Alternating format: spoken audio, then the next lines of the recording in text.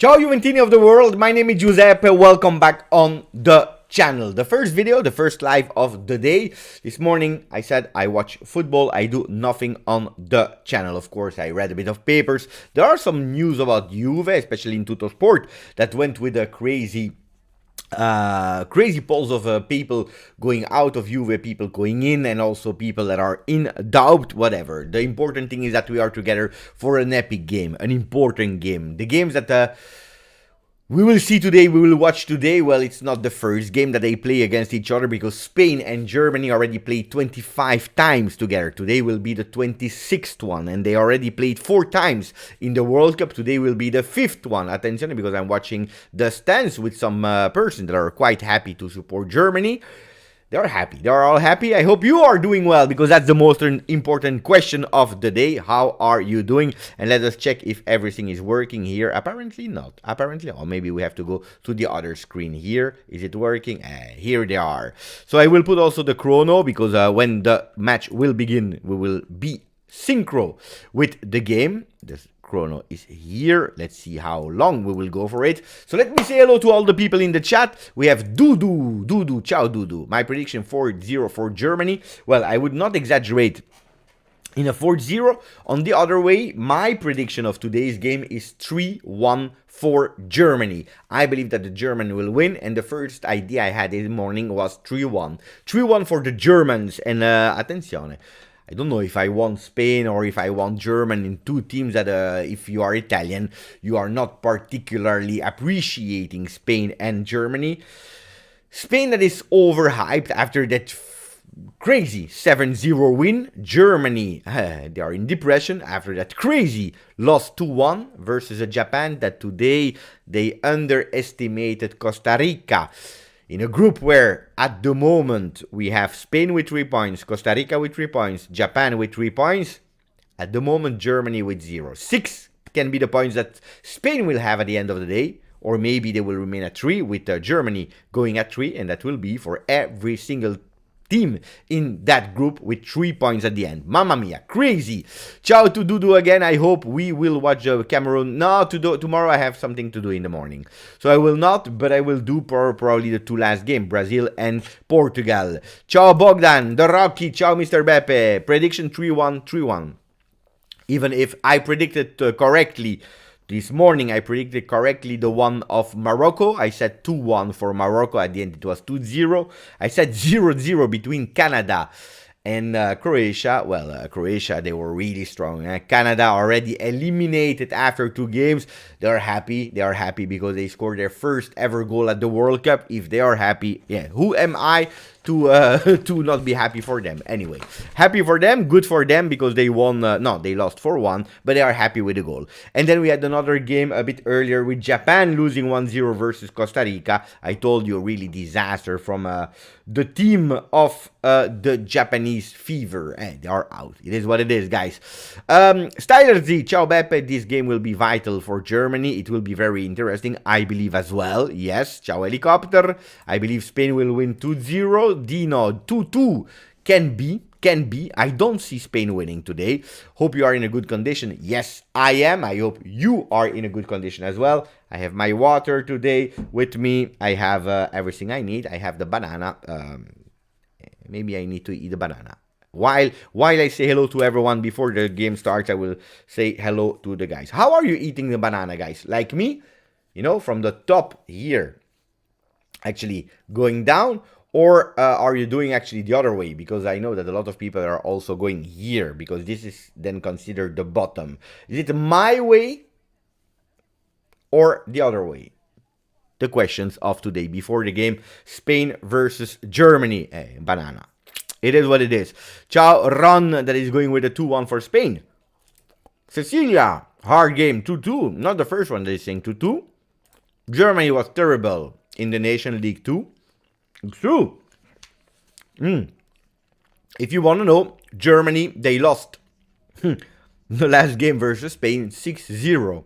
6-0. Total disaster. 1-1 in the home game and then 6-0 in the away game with goals of Morata, Ferran Torres that scored 2 goals in that 7-0 win over Costa Rica. He scored 3 versus Germany in the last time that they met each other. Rodri and Oyarzabal. That was the final score, 6-0. Spain destroyed them. So it's a bit maybe crazy, my prediction today, of saying that Germany will win 3-1 over Spain, but I'm quite confident because that 2-1 versus Japan, really, it was crazy.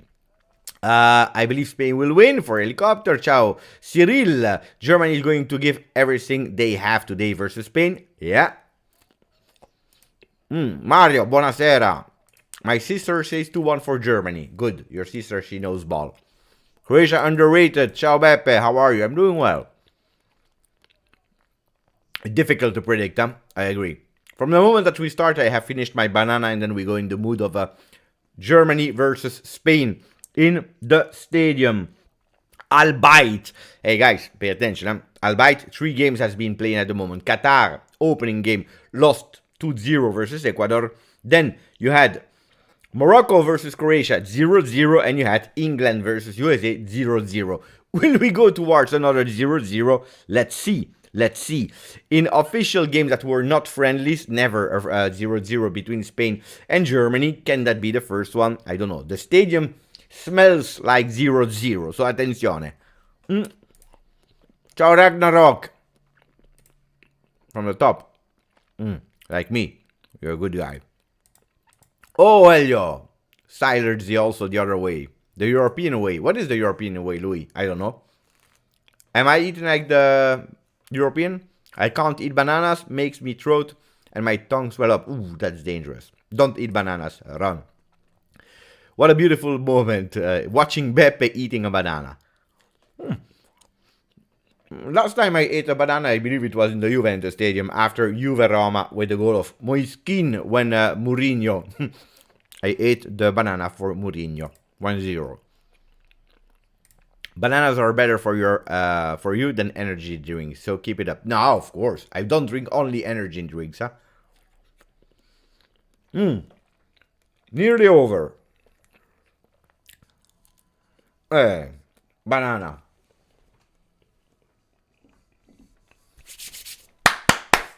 German national anthem. I go to the lineups if you want to, except if there is a last minute change. Lineups, 11 men for Luis Enrique. Luis Enrique, if you want to know, Luis Enrique, he played 12 times in the World Cup. 12 times. And now it's his second time as a coach in this edition. Unai Simon in the goal. We don't change the goalkeeper that didn't concede any goal. The goalkeeper of Bilbao. 4-man defense, Alba, Laporte, Rodri, and Carvajal. We have 3 men in the middle, Pedri, Busquets, and Gavi, 100% Barcelona in the midfield for Spain. And then we have Ferran Torres, that knows how to score versus Germany, Dani Olmo, and Asensio. Who did they change? Well, one change. Carvajal is playing today on the right side as a right back. For Germany, a bit more changes, but not that much. There is one change in the defense. There is Kerrer, the number 5, that will play next to Raum as a right back, Süle as a left back, and in the middle you have Rüdiger. So 4 men for the German team. You have Kimmich and Gundogan behind Musiala, Goretzka, Gnabry, and then in front you have Thomas Müller. Could also be a 4-3-3. This is the question that a lot of people are asking. Do they go with a mirror, with a really mirror, 2 teams with the same lineups, 4-3-3, yes or no? We will discover that how they will line up. If yes, that means that Goretzka will play behind or in the middle of Gundogan and Kimmich. We will discover that together. Now we can speak about it. Now we can speak. Stadium sound on. I will check if the microphone is working well, yes or no. Sound level is good. You are hearing me. I have the stadium sound in the background. Should be the music also. The referee is Danny Makely. Makely, that is from the Netherlands.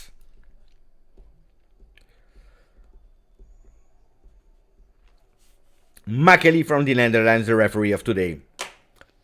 Paul van Boekel in the VAR room, but also Massimiliano Irrati and Paolo Valeri. People were asking me a bit earlier, Beppe, is Irrati at the World Cup? Well, yes, we just discovered it. I tell you again, the lineups of Germany. Neuer into the goal, Raum, Rüdiger, Süle, and Kehrer. And then you have Musiala, Kimmich, Gundogan, Goretzka, Gnabry. And then up front, you have the number 13, Müller. So it will be really strange to discover how Germany will put themselves. Kehrer could be as a right back and Süle in the middle. Can be with Raum as a left back. It can change a lot. So we will discover how they will line up. Big questions because we don't really understand it. Bananas are better than energy drinks. Thank you, Louis Pace. Banana. This game is anticipated final. Could be two teams that are solid. Now, on the other hand, if I tell you the truth, if you're looking at the records of Spain, they participated already at 16 World Cups, which is absolutely a lot, but not a lot of time. They were actually really good in the World Cup. With Spain, attention, because the chrono is about to go. The chrono is about to go. I will explain you in a moment. So bear with me. I wait for the start, and then we go with the chrono. He's still waiting, so I can maybe tell you before we start. With Spain that actually won one time, and the second best time was the 4th position in 1950. In the meanwhile, a lot of disaster for La Roja. And we go with the number 9 that just started that ball. And we go with Spain, La Roja on the ball. Let's see how Spain will line up. Let's see how Germany will line up. Let's see if my prediction was correct with a 3-1 for Germany or if I was totally wrong. I will stop your votes. You said with 57% that Spain would win today. 57%, that is absolutely a beautiful score. 29% believe in Germany. 12% for the draw. And we go with the number 15 immediately. That is taking that ball and putting it really far away. Andiamo. Carvajal in the back. With Rodri that is running behind the ball. I hope you are informed, guys. I hope you are totally informed because I am. Laporte. Rodri.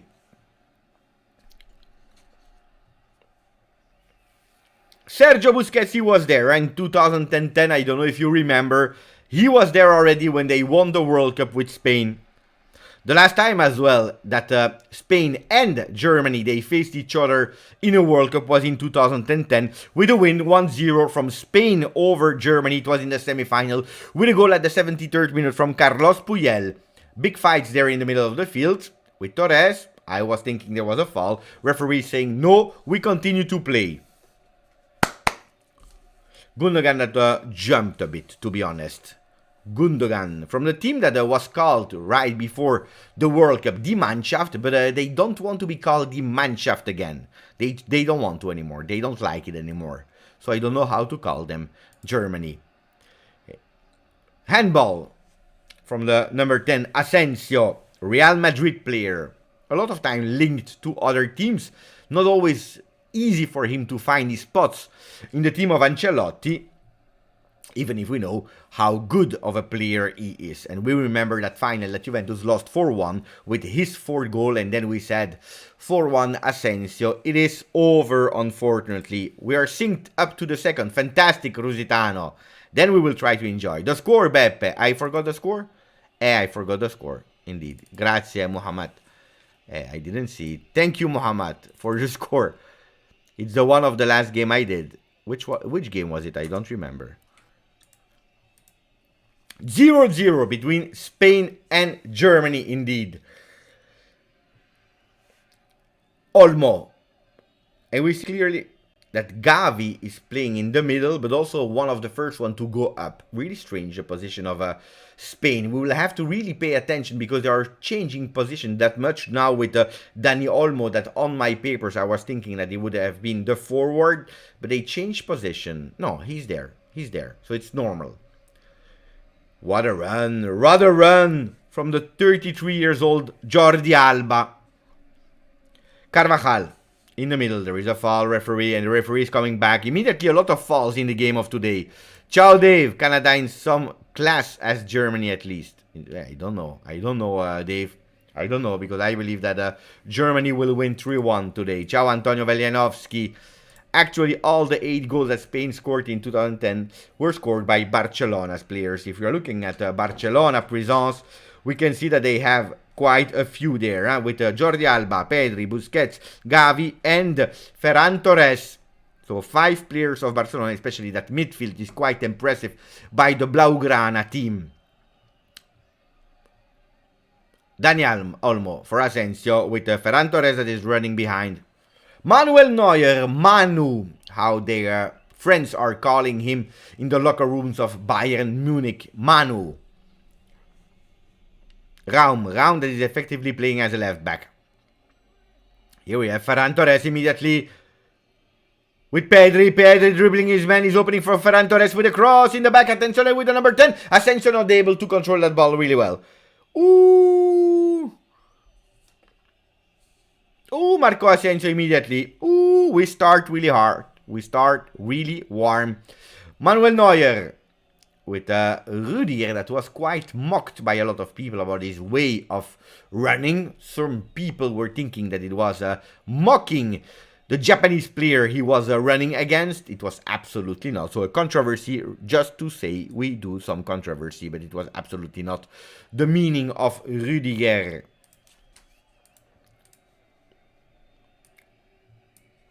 Andiamo. We go.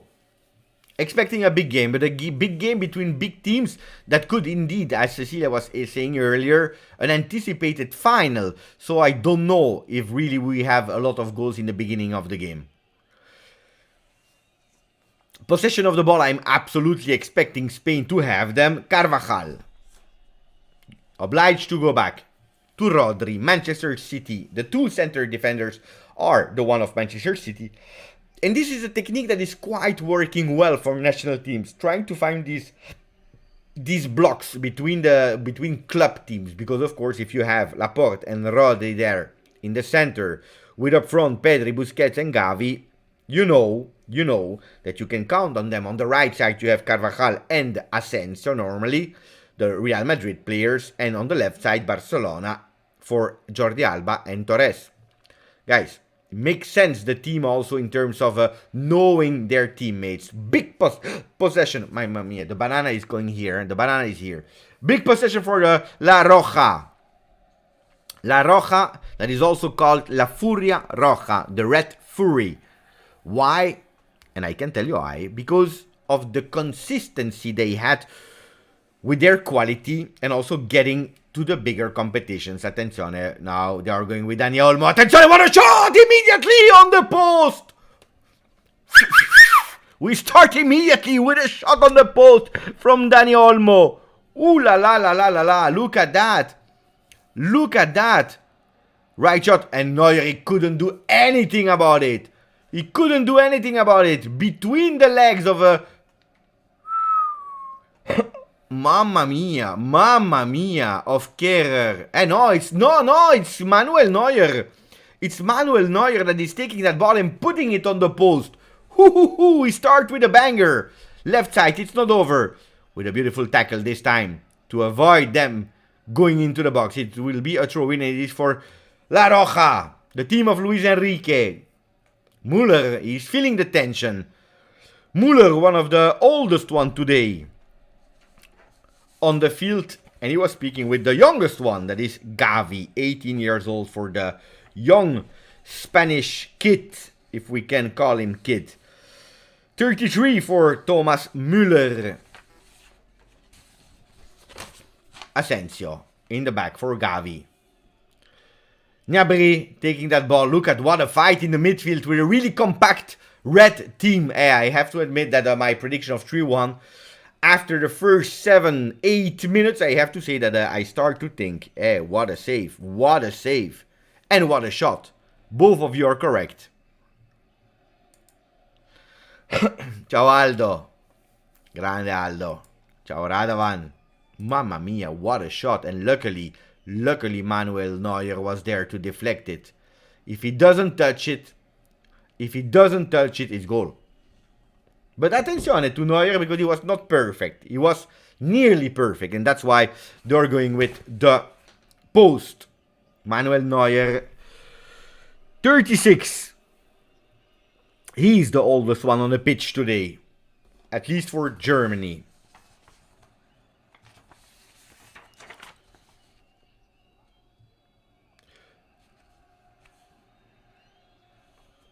At least for Germany. Beautiful one. Fantastic control from Ferran Torres that is playing on the right side. He's trying to dribble, this man. He's trying to dribble around. Not possible with Raum fighting. The ball is still not out. Yes, the referee is saying throw in. Throw in. Gavi. Fantastic velocity. Who will win the ball possession of Spain? That the really one-touch combos a la Barcelona? Or will it be the Germans today in total white outfit that are going with physique, but also with some techniques, with a lot of players like Musiala, like Gundogan, Kimmich, Gnabry, that can put a bit of technique into the field. At the moment, it's a total domination of the red team, with Manuel Neuer that is obliged, total in yellow today, to go up.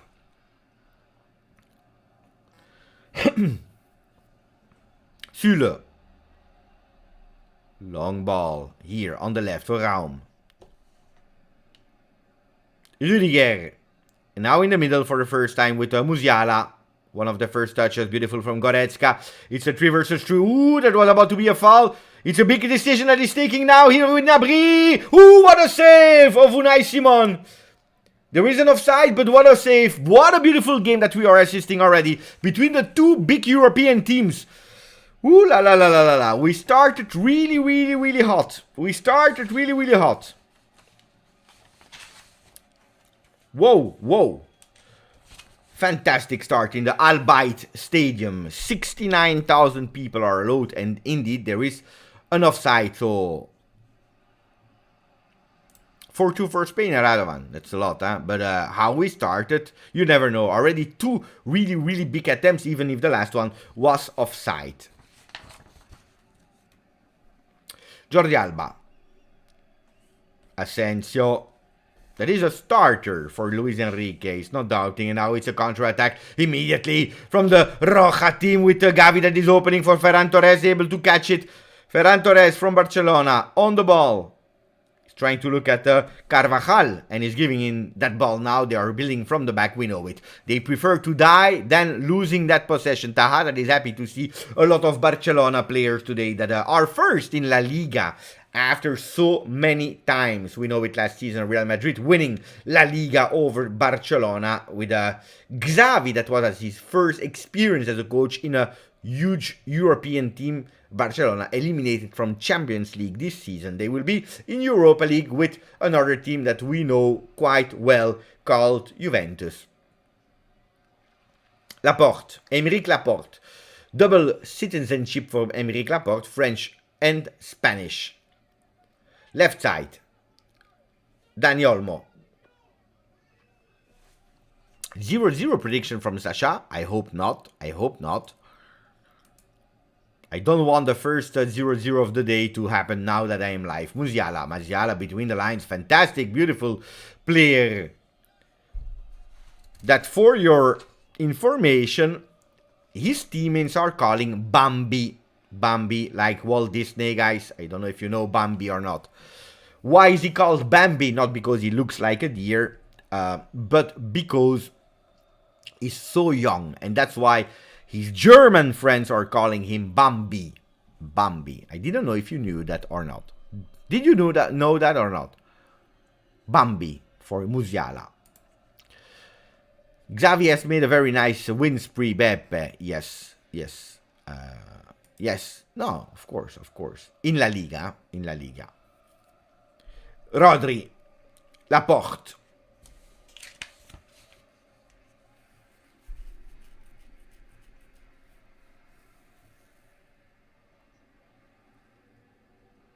Carvajal. I tell you, the ball possession will be huge for Spain. I'm sure about it. Even if Germany, they can try to do something. But look at that. The Germans, 4-time champions of the World Cup. They are dominated in terms of possession with 76% for Spain, only 24% for the German that are now in possession of the ball. And they are going with Musiala between the lines. Will he go with a shot? too many people, and especially Gavi that came from the back to take that ball. Gavi, fantastic, yeah? Pedri. Pedri again. And now they are playing. Look at that. It will be a really long one. I tell you the truth, I saw all the World Cup games until now. I watched all of them. There was just one game where I was closing my eyes, and it was the 7-0 of Spain. It was nice, fantastic, beautiful, a lot of goals. But a 7-0, the game was over immediately, and I was really falling asleep, finding it really, really difficult to stay awake. Hopefully not today, because if they start with that sterile possession, will be really difficult. But really, really, really difficult. Ciao Dracul! Bambini, not Bambini. Bambi from Walt Disney. Bambi. Guys, Bambini. Already 15 minutes with, again, a total domination in terms of ball possession from Spain. Top scorer of the competition in World Cup for Spain is David Villa with 9. Attention, because now Gavi is running to take that ball. Not able to recuperate it, the ball is out, and he's not happy, Gavi. What a grinta for the 18 years old Spanish boy. What a grinta, beautiful, eh? He can go, and who knows if he can participate at a few World Cups and going really far, like Spain looks like they have the possibility to go, maybe even beating the most apps of Casillas and Ramos, because Casillas and Ramos played 17 times in the World Cup for Spanish team. 17 times. 2 for Gavi, but he's 18, so he can do really a lot. And depending how far they go, but imagine if they have an average of 5 games in the World Cup, 5 games in the World Cup would mean that they can go really, really far. 5 World Cups. 5 games. 25. He can beat every single record. But also his teammate Pedri, that is only 20. Handball. Carvajal. No, offside. Offside. From the referee, Makeli. Dutch. From the Netherlands. Ciao Burek. How is it possible to dominate possession so much against another great team? Because it's the DNA. It's a good question, Hanin. It's the DNA of the team of Spain that is like that. It is like that. Since they are kids, especially at Barcelona, culture, and they have 5 of 11 players, especially the heart of the field, the midfield that is playing at Barcelona, and they are learned to do this since they are born. Since they are born, repeatedly, game after game after game, training session after training session after training session, ball possession, ball possession, ball possession, never losing it. You can be as strong as you want. It's difficult to break the lines because they do it since they are a kid. Look at the difference. Look at the difference. It's true that they have a lot of players of Bayern Munich, and it's not a mystery that Pep Guardiola was chosen to be the coach of Bayern Munich after being so long at Barcelona. It worked more or less in Bundesliga. Well, they were the strongest one. They won. They didn't win in Champions League. They tried to put a bit of culture of that tiki-taka in Bayern. Didn't work perfectly, of course, because it's something that you can't just implement as a chip or a CPU. Attention, because Musiala is going on the goalkeeper, but easy for Unai Simon. Ball in his arms.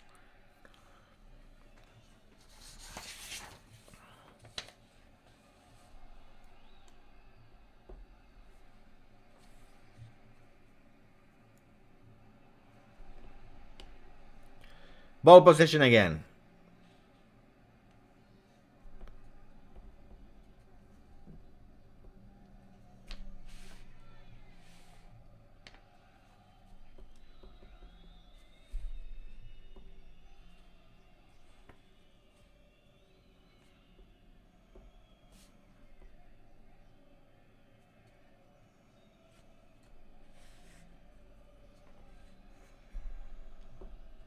It looks a bit like sorry that I was a bit absent, but it looks a bit like a Barca versus Bayern Munich. It looks a bit like that. if you're looking at the Bayern Munich players that are on the field for Germany, we can say that we have Neuer, Kimmich, Gnabry, Goretzka, Musiala, and Müller. 6 Bayern Munich players. Crazy. What do you think if it will happen with the Luis Enrique comes to Juve? If he comes to Juve, he will try to change the DNA of playing. Of course, like we tried already with Sarri, but it will not work in 1 second. Maybe investing also even more on some youth players we have. A good coach, Luis Enrique, of course, he's a good coach. We said it last time, giving youth chance, but not only the youth, don't exaggerate, but also mixing it with experience, like he's doing with Busquets, for example, that is still 34, or Carvajal or Alba, that have some experience there. But playing a lot more of the ball on the ground with a lot of sequences of passes. That's what he did a bit with Roma, not importing and copy-pasting the one of Barcelona. Don't forget that Luis Enrique, he played at Real Madrid, so he can combine 2 visions of football. This is great, even if for the national team of Spain, looks like he's preferring a lot of time the game style of Barcelona, in men, but also in the way that they are playing. Pedri, Olmo. The possession is ridiculous, guys. That's why I don't like. I tell you the truth, I don't like. People are saying sometimes that Allegri ball is boring, and I agree with you. kind of. I agree with you. No, I agree with you. It's boring, but on the other hand, Spain is a really annoying team to comment. They are boring. They are really boring. Then they have these flashes of genius. But mamma mia, ball, and I don't know. I don't know if you like it or not. What do you think about the game style? And don't think about the 7-0 versus Germany. But in general, that playing style of today, what we are watching, for me it's annoying. Except of, the flashes where you are able to go through the lines, is boring. But it's a winning one, of course, because they have the ball. The problem is they never go on target.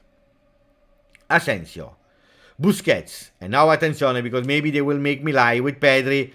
Pedri is going between line, fantastic for Gavi, Pedri, again Gavi into the box, they try, you see, and then they don't conclude because they never find a moment to go on target and to take their chance. Too much, go, boom, rocket. No. It's not about relaxing. Attenzione now with a shot from the distance. That's dangerous. From Alba. He said basta now. Beautiful. Shot off target at the 22nd minute by Jordi Alba with his right foot. Look, he had all the time in the world to prepare himself. And this is really bad. From Süle and from Kehrer that gave him the possibility to do so. Germany. With Raum in the middle, Kimmich. And finally, I can also speak a bit about Germany, now that they have, for once, the possession of the ball. Attenzione with Müller that is opening. Ooh, and they missed it. And you see the difference in pass accuracy. Mamma mia, what a player here. Pedri is fantastic. This is beautiful. This is really beautiful. Ferran Torres on the ground. There is no foul. He's committing the foul, Ferran Torres. But Pedri, when he's doing this, chapeau. You can't take him the ball. You can't take the ball from his foot. Impossible. Po. And these guys, they can play you 2 games per day. They have the condition. They have the pace. They have the youth, they have the brief, they have everything to do well. Attenzione, whoa, what a long shot. That's dangerous one from Rodri. That was really dangerous from Rodri to Unai Simon. He was in difficulty, pressed, of course, by the German team. If there is something that the German can do, is pressing really high. With a player like Müller that knows how to adapt from a falso nueve, we can say, to a trequartista. He knows how to play between the lines there. Underrated players, probably. Underrated player, Müller. That I don't want to remind you, but Radio Müller, how they call him, it's already his 120th appearance with 44 goals. Incredible. And Gnabry. That is there. There is no foul. Oh, referee. Oh, referee. He had a lot of time to think about it. He said, what is better for the Netherlands, probably in his mind. That Germany scores or that Spain scores. Should have gone for Germany, guys, because I don't want to repeat you that the Netherlands were beaten in the final of 2002 versus Spain with a goal at the 116th minute by Iniesta. And they lost the World Cup. They never won a World Cup, the Netherlands. Attenzione, attenzione, because we spoke a lot and we were, for certain people, praising. Attenzione, Müller, that is still not offside, I believe. Ooh!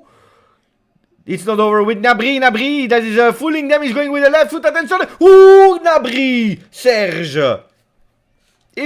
You see, a lot more practical. A lot more practical. I don't know if there was an offside. Probably yes. Probably yes. I'm not sure, because Laporte looks like he's keeping him inside, and then Gnabry that is going with a shot, he's missing it, but look at that, who's more dangerous, guys? You can have 80,000, you can have 1,000 minutes of ball possession. You have to shot on goal, otherwise it will not work. Then, of course, you have to go on target as well. Serge Gnabry, 27. 38 appearance for him with the Mannschaft. 20 goals for him. Not the tallest one, 176. We see Carles Puyol, I was just speaking about him, the one that was able to beat with his goal at the 73rd Germany in the last World Cup where they played against each other. I'm speaking about 2010 in the semi-final before winning it in the final versus the Netherlands. Then before that you have to go until 94 to see Spain and Germany playing in the World Cup, and they did 1-1 in 82 in the home of Spain, il Mondial in Spain, Mundial, where Italy won, well, Germany won versus Spain 2-1, and then the first World Cup game they played versus each other was in 66 with Germany winning 2-1 as well. Attention, because here they go, they miss it. Ferran Torres with a shot. Ooh, he could have done much better. Ferran Torres here. Could have done much better. Look at that. The fantastic pass. Beautiful between the lines. Could have done much better. Here or you go. He tried to go on his left foot. If he gone immediately with the right foot, he could have anticipated the comeback. Especially because he's a right foot player. Ferran Torres. I don't understand it. It's his right foot is the preferred one. Go immediately with the right on the ground. Put your body up front. Go on the ground in the angle. Neuer can't go for it. Raum, Kimmich, Rüdiger. And now we go. Andiamo. Dai. Süle, Kimmich. Attenzione. You see? They are waiting. The first one that is doing a mistake, they go. Now it's a collective pressing from Spain. Puyol was a beast. Yeah, of course, another one. Yeah. Müller, class. True. Raum with a foul.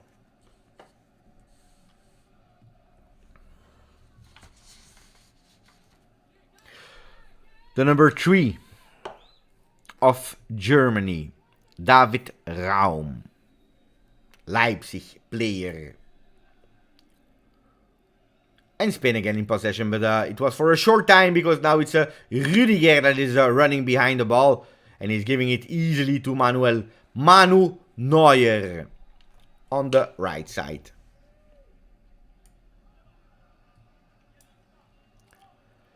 They have some difficulties to go out of the really high pressing of Spain, but they are playing the same way. Xavi would be proud. It's actually a big training for his men of Barcelona because they are playing exactly the same way. Gundogan finally opening on the right side.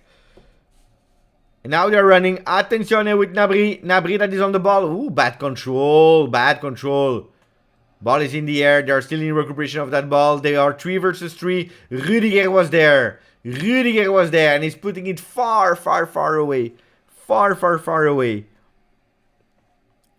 Busquets that was there in the middle of the field.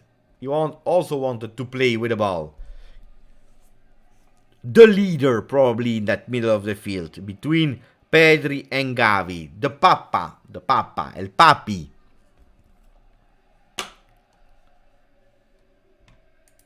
I said 3-1 for Germany. But Spain is playing well as well. Committing a foul now with Asensio. It's a team that is difficult to go with possession because, and that's really one of the qualities of Spain. They change a lot between them. The 3 up front, they really change a lot between them.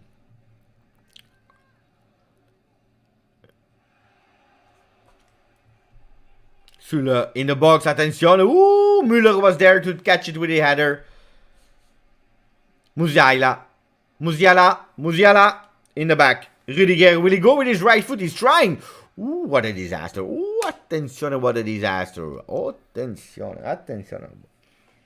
From the distance, he's smiling because it's a disaster. He's playing now in Spain after a few years at Chelsea. He played a season at half of the season with Real Madrid. Free transfer, taking a lot of money. Played in Serie A with Roma. Chelsea in Premier League. And now in La Liga with Real Madrid. Oh, attenzione, because there is absolutely no offside. Ooh, there was no offside. There was no offside.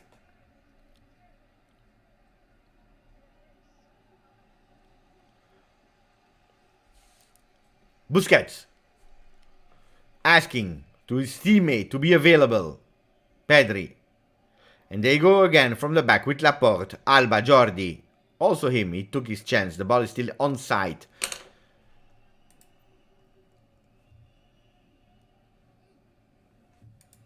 Laporte. In the back to their goalkeeper. Ooh, look at the pressing. Look at the pressing. Attention, because there is a ball into the game. Luis Enrique is a bit worried. I don't know what he will say later today or tomorrow on Twitch. I don't know if he will have the same smile. And you know it, losing today versus Germany will put them in a really lot of difficulty, because then everyone will have 3 points in that crazy group.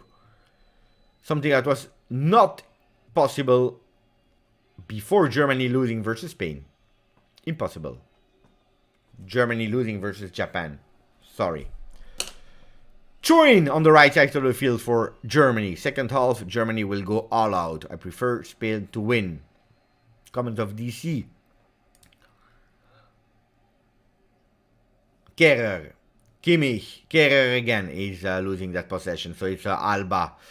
But Germany for once is super high on the field. All of them were in the opposition half. Rudiger. Süle.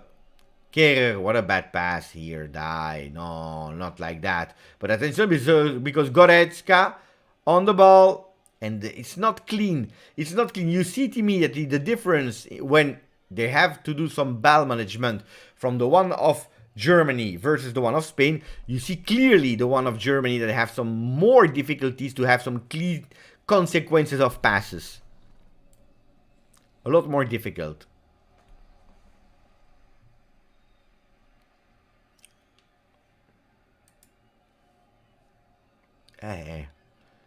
You don't always need a striker to score a lot of goals. You remember Manchester City before Holland, they were scoring a lot of goals. Attenzione now, Olmo and the goalkeeper is super out. Ooh, what a miss! What a miss of Ferran Torres! What a miss! What a miss! Open goal. There is an offside. That's why I was not even excited a lot. What a disaster. Look, here. Yes, he is offside. Olmo, that is doing everything perfectly, even if he was offside. Let's say the pass is perfect between the legs of Rudiger and then Ferran Torres. What a miss. What a miss. What a miss. Hey. Hey.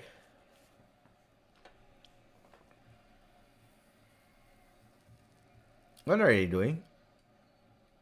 Okay, they are coming back to the offside. What a big opportunity for Spain. You see? No, I was telling you, Manchester City for years they didn't play with a striker before Holland. They were scoring a lot of goals. A lot of teams like that. And Barcelona, it's not that they had a big goal scorer in all their history. Instead, they invented that role of the falso nueve. Like today. And by the way, they scored 7 goals last time without real striker. It was versus Costa Rica that today was able to win versus Spain. A lot of small, dirty fouls by the German team and the Spain team. Now it's Raum. Oh, look at that, Laporte. Attenzione, Laporte, because these reaction fouls. Attenzione. Hey, the king of misses for Ferran. Well, the last time he met Germany, he did a hat-trick. The last game he did too. Attenzione, what a long pass. Perfect. Again, we go with the replay. No, this is bad from Dani Olmo. Probably Ferran Torres was not high enough because he was scared about that offside this time.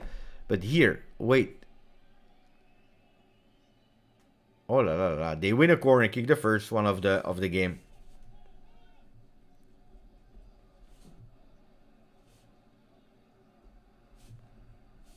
First corner kick of the game, it will be for Spain. Who is dating Enrique? Attenzione, in the box, header. There is Ferran Torres now. Ooh, with a shot and now deflected. Fantastic from Musiala. Musiala, defensive tackle. Fantastic, beautiful. Who is dating the daughter of Luis Enrique? What a shot, look at that. This was beautiful, and then the intervention of Musiala. He saved the goal from Ferran Torres. Ferran Torres, one of the most dangerous ones since the beginning of the game for Spain. Really, really dangerous one. We go with the second corner kick of the game with Dani Olmo that is going to the other side to take it with his right foot. Here they are back with Dani Olmo that will go with a cross, another tentative into the box, and it has been deflected. Ball out of the box. With Laporte, that is going to Alba to Unai Simon. Thank you to Ron Rusitano, 13 months on the channel, fantastic. What's your son going to co-host? When is... attention, wait. Ooh, there's a foul. The first one. Makes sense, the first one, the yellow card. On Ferran Torres. We know it, huh? Kehrer, yellow card. That didn't play as a starter the last game. Big foul. I think they send a message to Ferran Torres to stop. To stop exaggerating with all these balls. Well, Ron, thank you for the 13 months on the channel. Well, when he will do it, when I don't know. At the moment he's studying because he has exams that will start really soon. So that's what he's doing at the moment. And between two, he's watching also some games with me. That's also sometimes why I prefer to watch a game with him instead of doing a live. But I don't know. One day, who knows? When he's older, you know it, huh? Internet and criticism. I don't want, Attenzione, because there is an offside. There is an offside for Gnabry. No, I prefer to protect. Not that he's not allowed, but he chooses, of course. But I prefer not at the moment. That could have been a really dangerous one. Could have been a real dangerous one because he was just over the line. If he was behind, there was absolutely no offside. Raum this time with a header. Again, players on the ground. This time it's Germany that is winning a foul. Foul on Goretzka from Gavi. It would be great to see like father, like son life. Yeah, one day maybe, in a few years. Alvaro is on the bench. Ab. But it's both team Ellie. But at a certain moment you are obliged, Ellie. Otherwise you die without the ball. Because we know it, and the ball possession is crazy. Neuer with a long shot. But beautifully from Rodri. It's not over. Goretzka is opening on the right side of the field with Gnabry, one of the most dangerous ones from Germany. Able to dribble his man. That's a yellow card. Referee, no. Should have been a yellow card for Alba. According to me, If you are giving a bit earlier, this time you have to give it as well. He went. For me, it's a yellow card. He doesn't give it. Strange. Well, it's not about disrespect, Hanin. There is no. Yeah, there is no disrespect, my friends. You have to stop with the respect nor disrespect. It's at the World Cup. Yesterday I saw disrespect to Dybala and so on and so on. They are going to the win. Long ball into the box. And header. Rudiger, it's 1-0. 1-0. Rudiger! With a set piece into the box. Into the box. Rudiger! Ooh, 1-0 opening the score. Opening the score. I told you that it would be absolutely not easy. Not easy at all. Not easy at all. Third goal. Third goal for Germany. He's first in the World Cup.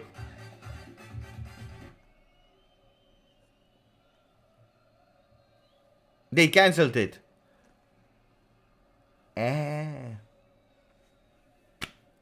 He's offside. He's offside. It is offside. Guys, cancelled. That's a pity. That's a pity. But I told you. I told you. And that can be a dangerous one also. Because the centimeters of a player like Rudiger. And look at that. He did it. He did it. Rudiger is a bit disappointed. He really believed in it. It was an important goal for Germany. It's not over. For the people that said, attenzione, they will win. They will kill Germany. What a really fast check from VAR. I believe they will go into the record of fastest VAR check. Fastest VAR check. I don't remember something as fast as that with a VAR. Because it was really VAR. Huh? They said it. They show it. They did. Attenzione, guys. They said it was VAR. It was VAR. Gnabry was up, and now it's a counter-attack. It's a counter-attack for Spain that is going up. It's a 3 versus 3. They are still in ball possession with Olmo that is totally alone. He's totally alone, and they are not able to give him that ball. So it's a corner kick for Spain, the third one. He was alone, Dani Olmo. He was alone on the right side, and they didn't see him.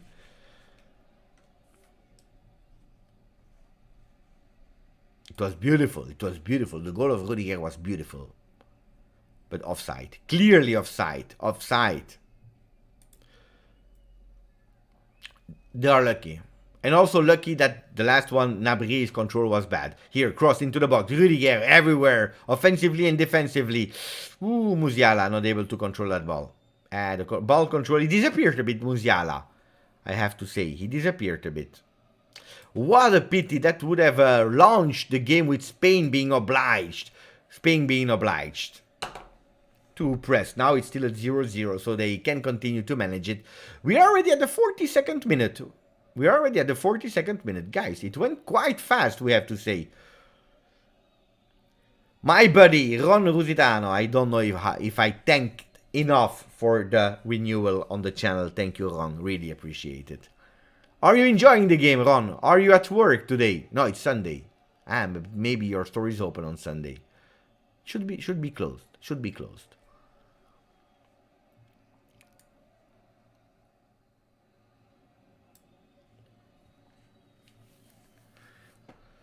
Anyway, the coach Hans-Dieter Flick, he brought also some balance into the team of Germany. But seriously, I tell you the truth, when I saw Germany versus Japan, the first half of Germany was fantastic. Was fantastic. I said they are the favorites of the tournament. Then in the second half, they totally flopped. Probably because they underestimated the reaction of Japan. And then they went totally crazy and lost. Maybe. Can be.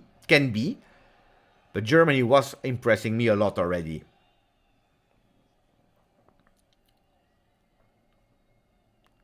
At work, open 7 days a week. I know. I also worked in retail for really, really long in stores where I had to work also in the weekend. Attenzione, because Musiala, fantastic control. And now we have a yellow card. Now we have a yellow card. Now we have a yellow card. Ooh la la, look at the control. And then Rodri that is taking his yellow card for Spain. Finally, finally. Second yellow card. After Kehrer, we have the mirror effect, and we have Rodri from Spain with a yellow card. Oh no, it's Sergio Busquets actually. I'm sorry, guys. It's Sergio Busquets with a yellow card. The experienced midfielder, 141 appearance. Only 2 goals for him. Only 2 goals. Gavi, with 15 appearances today, already has more goals. 3 goals for Gavi. With Spain, 2 after 141 appearances for Sergio Busquets.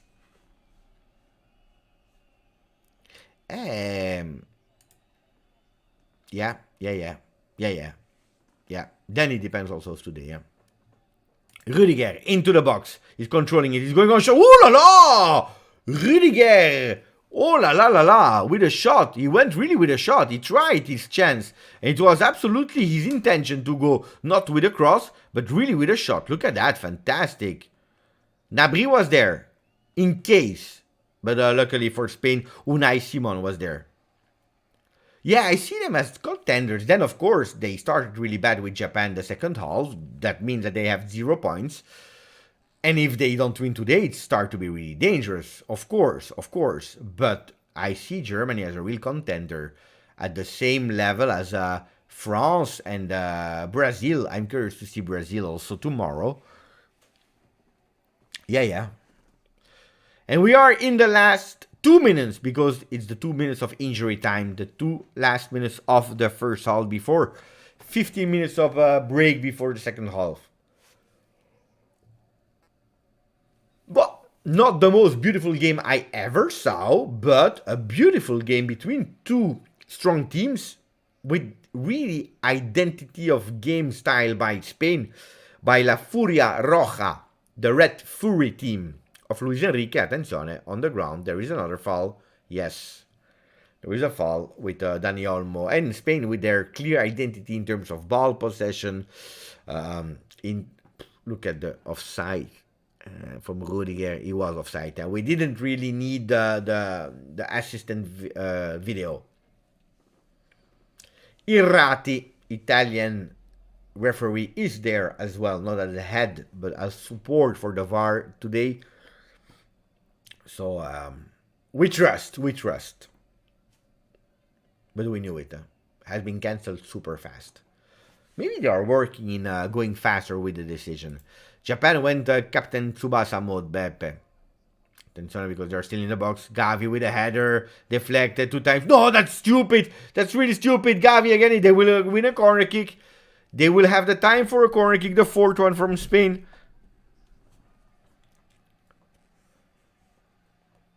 They went Captain Tsubasa mode, yes, but especially Blue Lock. Dracul, if you never saw Blue Lock, I recommend you Blue Lock. New anime of football. It's the 5th one. My bad. I missed 1 of Spain. 5th corner kick at 0.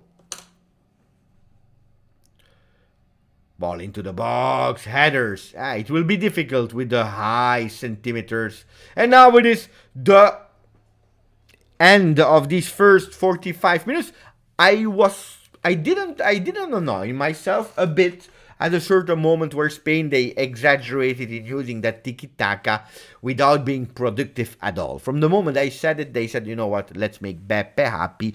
We will stop with it and we'll try to play. And that's when actually Germany started to grow at the distance. In a game where Spain started quite well. The first 8-9 minutes were really at the advantage of La Furia Roja. The Mannschaft was not able to react, and some people were telling me in the chat, but Beppe, how is it possible? I believe it was Hanina that was saying, Beppe, how is it possible that a big team like Germany is suffering and having only 26, 25, 24% of ball possession when we are seeing that actually the two teams are high level? Well, DNA of Spain and all the Barcelona players are used to play that game. That's what they were doing until we had a Germany reaction, especially with the man that between the lines, when he's there and when we see him and when they involve him, the young kid Bambi Musiala, well, he's dangerous. Him and Nabri, with always a really, really important player as Thomas Müller that is playing between the lines, giving no point of referment for Laporte and Rodri. So what are you thinking about the first half, my friends? Because your opinion matters. Karim, yes, you're right, Sasha. So what is Sasha saying? This World Cup seems like referees are the ones deciding the games, not the teams or any individual player. It will go the way the ref wants. Well, it's a really good observation, because we saw it with the penalty of Cristiano Ronaldo. Should not have been a penalty, but not only, also how many minutes that they are giving to the injury times, how many this. Hey, damn! No!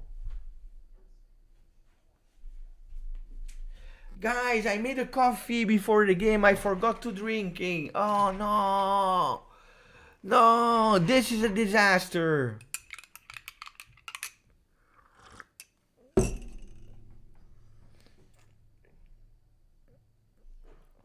I forgot to drink the coffee. Now it's a cold coffee. Disaster. Disaster.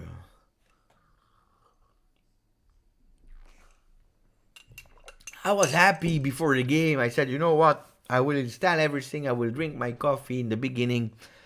And then I went for the banana. I forgot the coffee. Now it's cold coffee. Disaster. Mamma mia.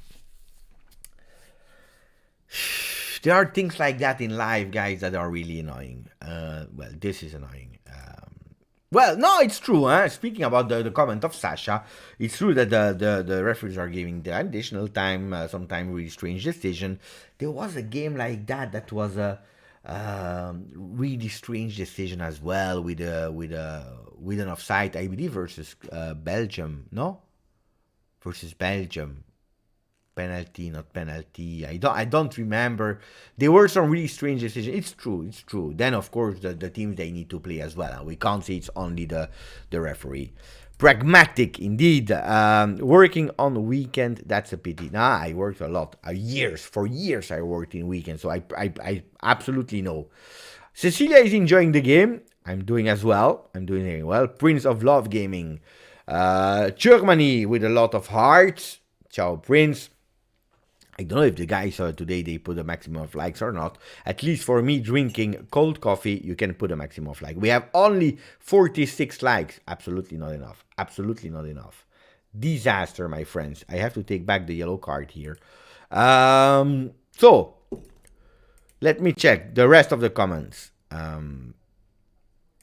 Micro... No, mamma mia, what are you saying? Mario, crazy. D-Man, what did you say?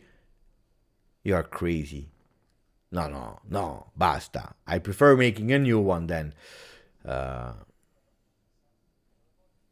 It's a sin. It is what it is. Coffee at 9 p.m. It's 3 a.m. here. Here it's 9 p.m. indeed. It's 3 a.m. Mamma mia. Where are you living, Esechita? Where are you living? 3 a.m. So 9, that's 6. That's Indonesia, no? Yeah, that's Indonesia. Should be Indonesia.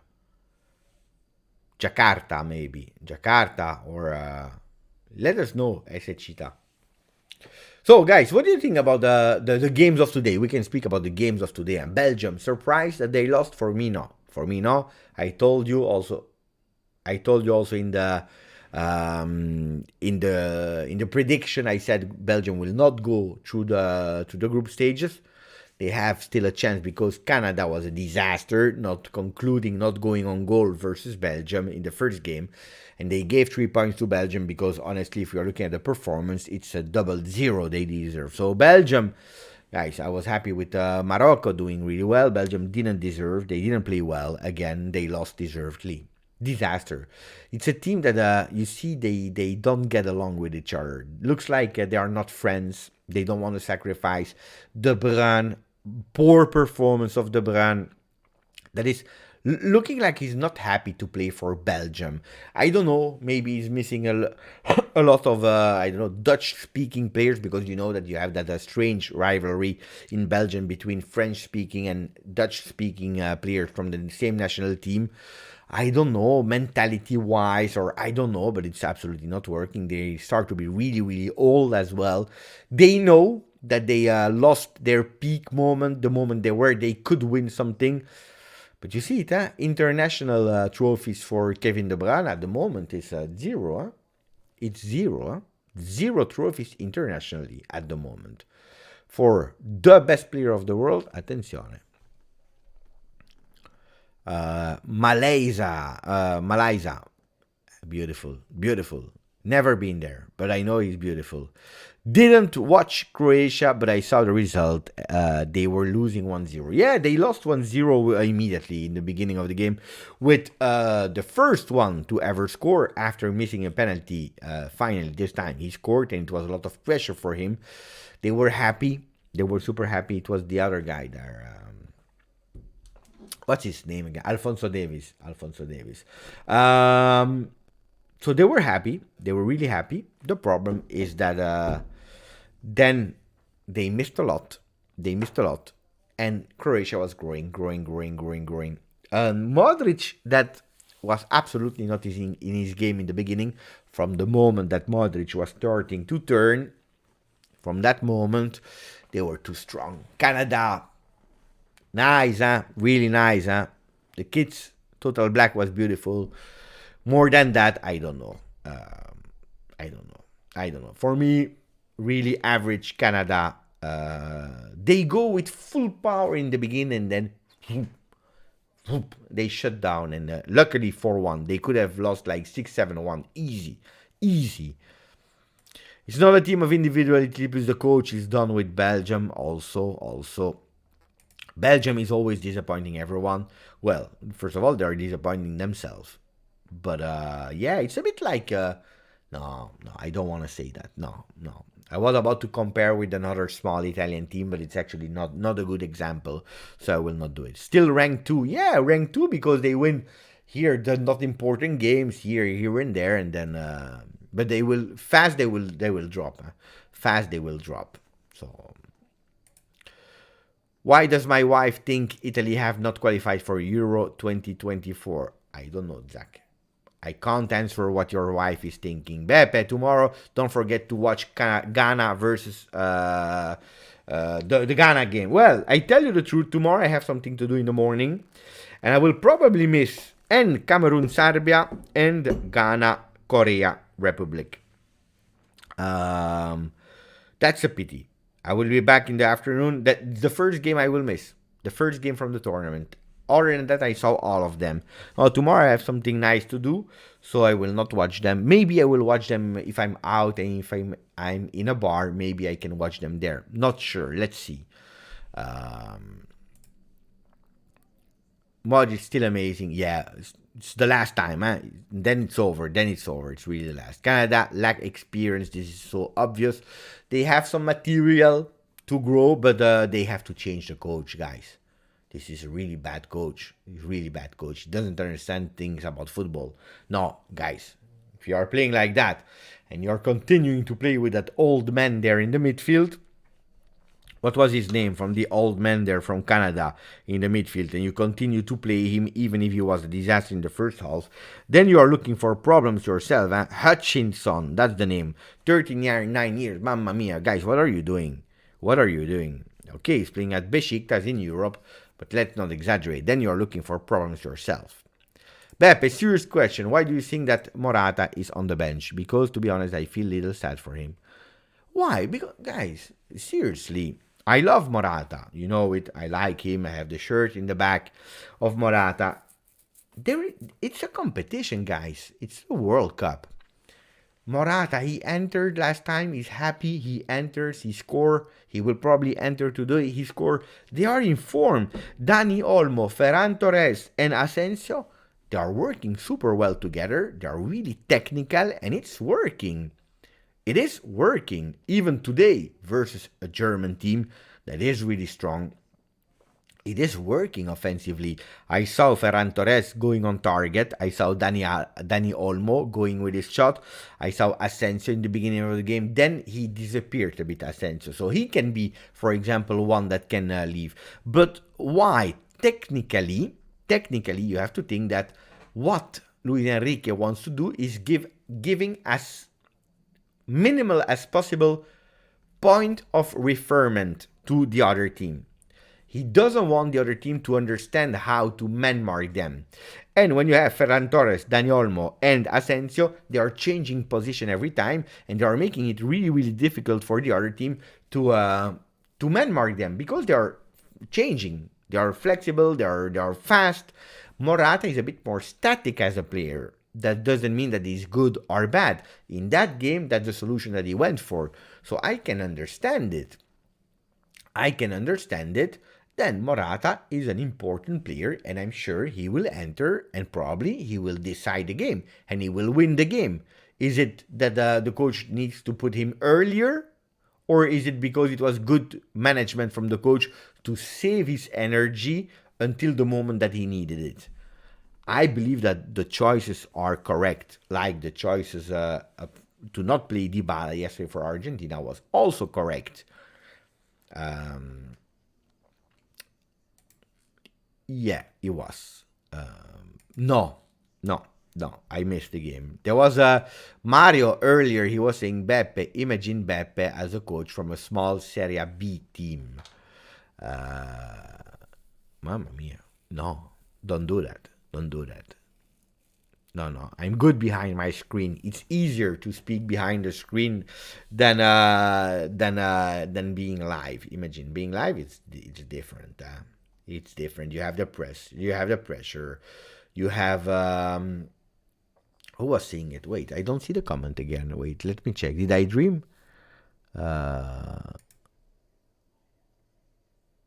me check. There was a comment like that.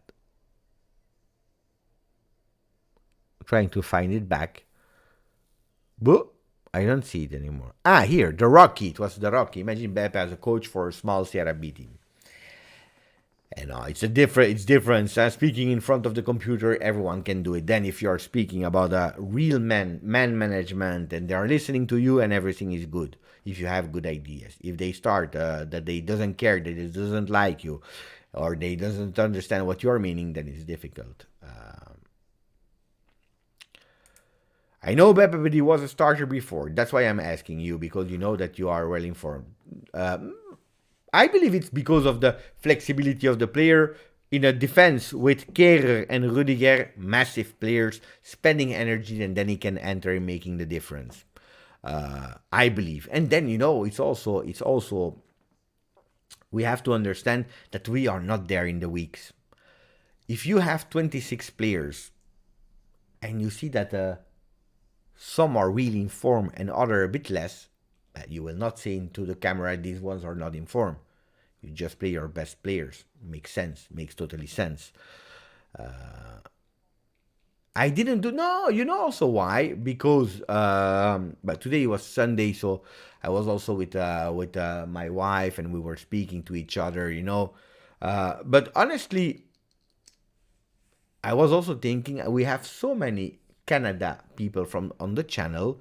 Probably they will watch television instead of watching a watch along. They will probably watch television, which makes sense because they are full of emotion. Attention, because the game will start again in a few seconds. So I'm waiting for the ref to say start, and then we go.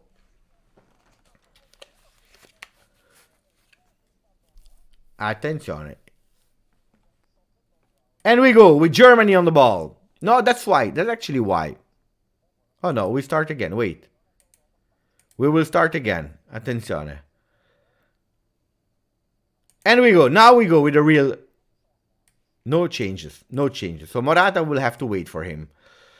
No, it's not because I like or I don't like Canada. It's because I was thinking we have so many people from Canada that probably they will watch television. Makes no sense to do a live cross into the box for Germany, immediately in the hands of Unai Simon. Beppe, you should be a scout or agent like Raiola. Then you bring players to Juve. I think I would be a really bad scout. I like tactics. I like to tactics. I like training as well. I did it with the youth team. That was great.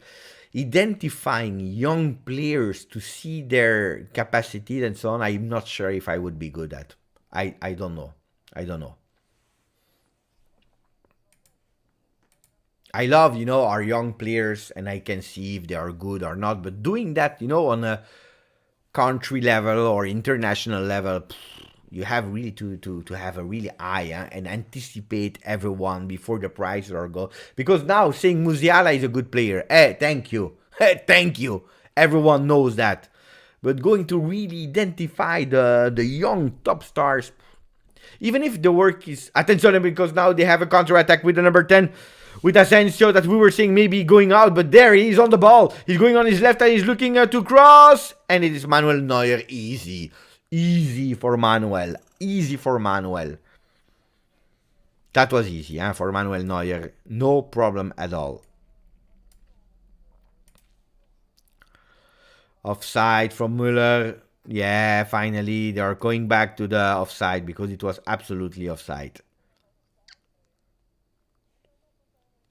But attenzione, because it's not the first time. I'm not sure that Müller is offside. I am not sure. If they say it, then maybe I believe them. I don't know. Beppe, would you scream in the locker room like a character of South Park? Respect my authority.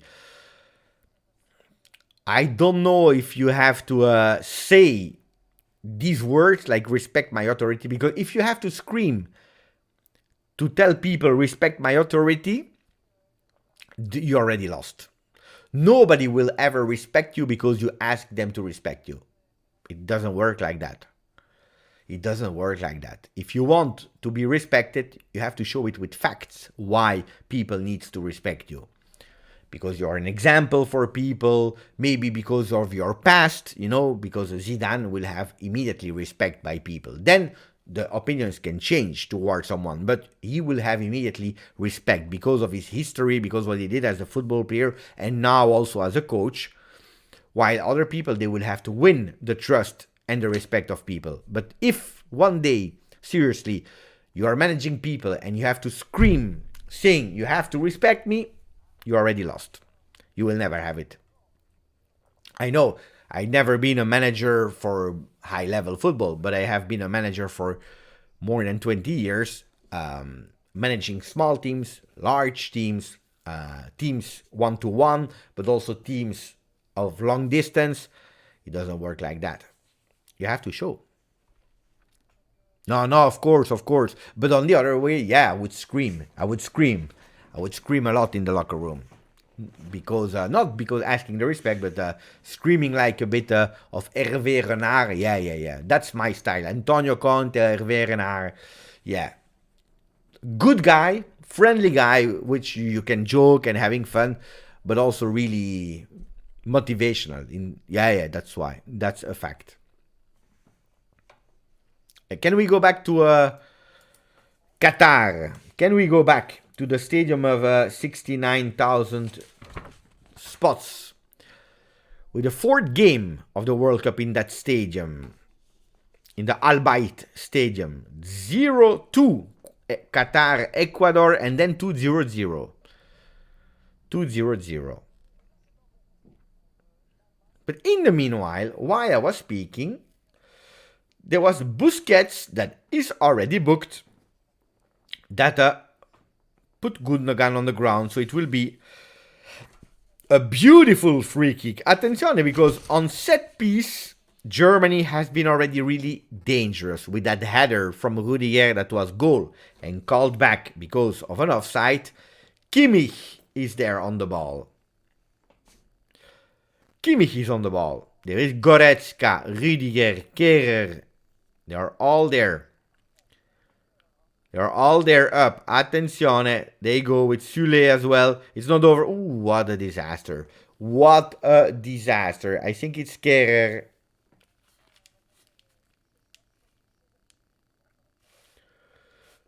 Oh la la la la. Oh la la. They were all offside anyway.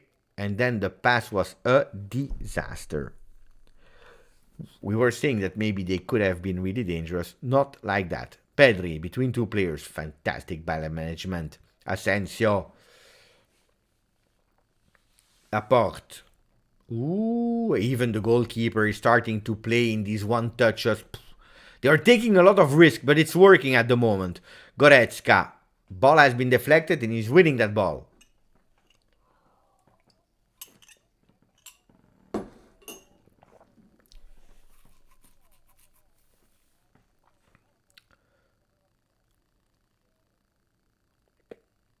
And we are Musiala. Musiala that he has some difficulties. And when he has the ball, he can invent you out of nothing some things. But a bit short, a bit short. Look, again, Spain that started in exactly the same way as they started the first half. A lot of ball management, a lot of ball possession, going back, preferring to go back to take that ball. 68% ball possession for Spain. Pedri, he was about to dribble his man. Ball is in a throw-in with Jordi Alba. For Pedri again.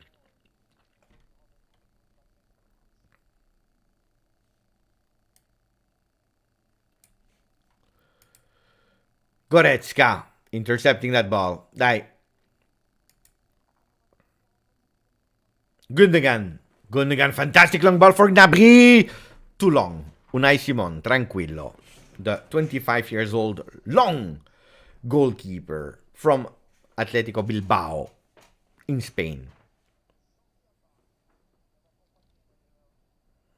Only 3 from the starting 11 are playing abroad. Also there, a lot of people are playing in La Liga, in their home, speaking their language.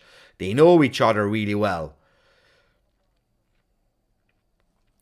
And we were speaking about Morata. Morata will enter. I believe Morata for Asensio.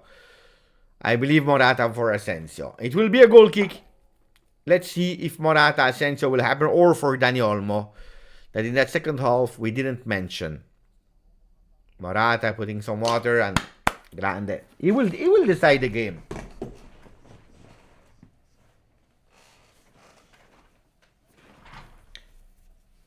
Alvarito Morata. The shirt is here. He will decide it. I said 3-1 for Germany, but who knows? Ferran Torres, well, it's the one that I was not expecting that is going out. I was not expecting that. So Morata enters with the number 7. Dai, Alvaro. And now we are changing, huh? Morata will be up as a real number 9, with Asensio on the right side and on the left side, Dani Olmo.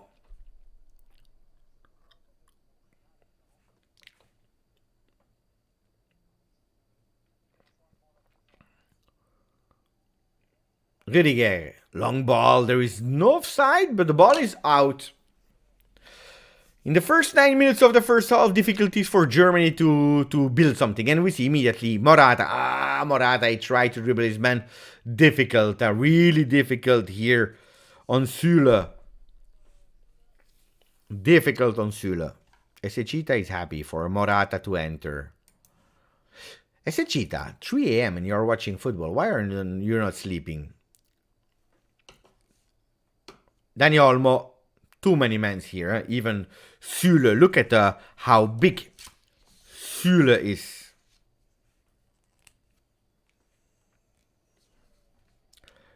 Big player. Tall player.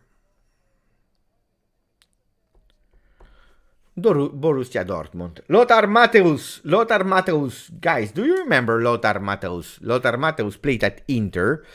Bayern Munich, of course. But Lothar Matthäus, he's the one with the most appearances for Germany. 25 appearances for Germany. Incredible. Incredible. If you know that for Spain, most apps are for Casillas and Ramos with 17. Well, Lothar Matthäus, 25 apps. 25 apps. Fantastic. The best goal scorer for Germany is Klose with 16. Müller is fourth with 10 goals. He didn't score yet in that World Cup because the only goal at the moment from Germany came from Gündogan on penalty. On penalty. And the stadium tries to go with the Ola. Guys, so Ola. Oh, attention, you see? Gündogan is going maybe for his second goal. He's giving it to Kimmich. Kimmich with a save from Unai Simon. First corner kick of the game. Mamma mia, you see? Ola, ole. And then look what's happening. This is when you are taking all these risks. This is what's happening when you are going with all these risks. And luckily, Gündogan, he didn't go immediately with his right foot. Luckily for Spain. Luckily for Spain. Po.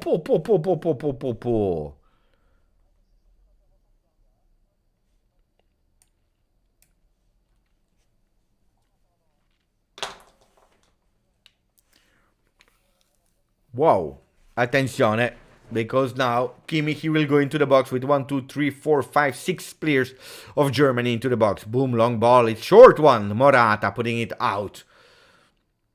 It's not over. There is no offside. There is absolutely no offside with Kimmich that will go with another cross. There is a foul. No, they are taking the ball. Fantastic. Beautiful tackle.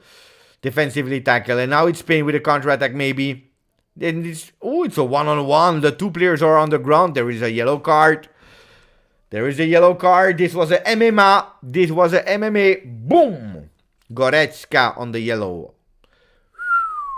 Hey, it was a one-on-one here. It was more than shoulder on shoulder.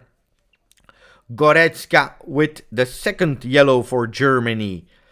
Putting Asensio on the ground. It was a one-on-one. It was or on the ground or he was gone. In a one-on-one versus Manuel Neuer. Busquets. Yellow card for Spain. Goretzka and Kehrer for Germany.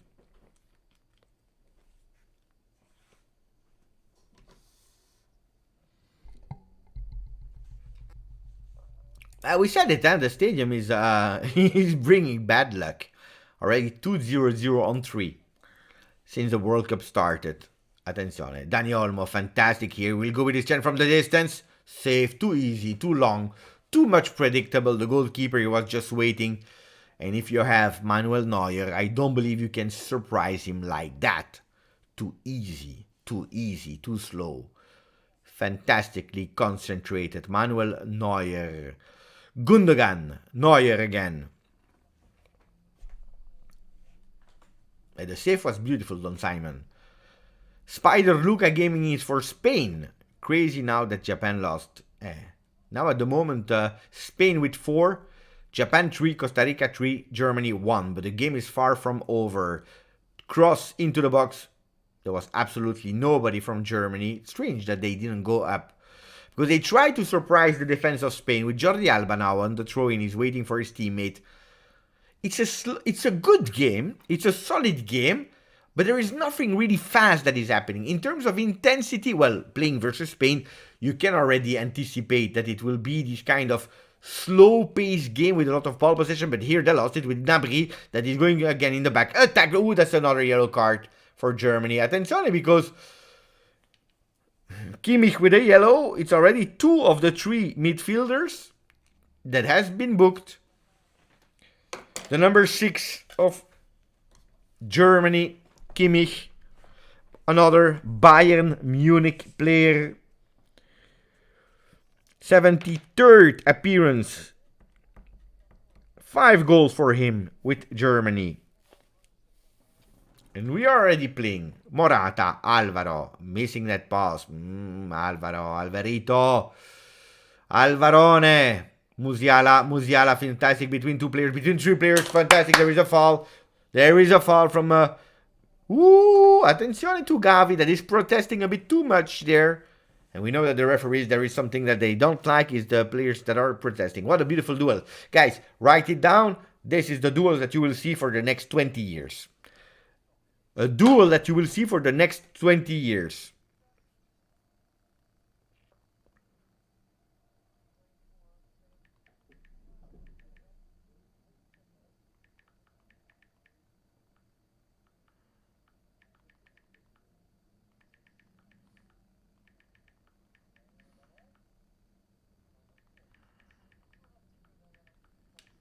And they are going into the box. Attention for Rudiger, it will be too long. It will be too long.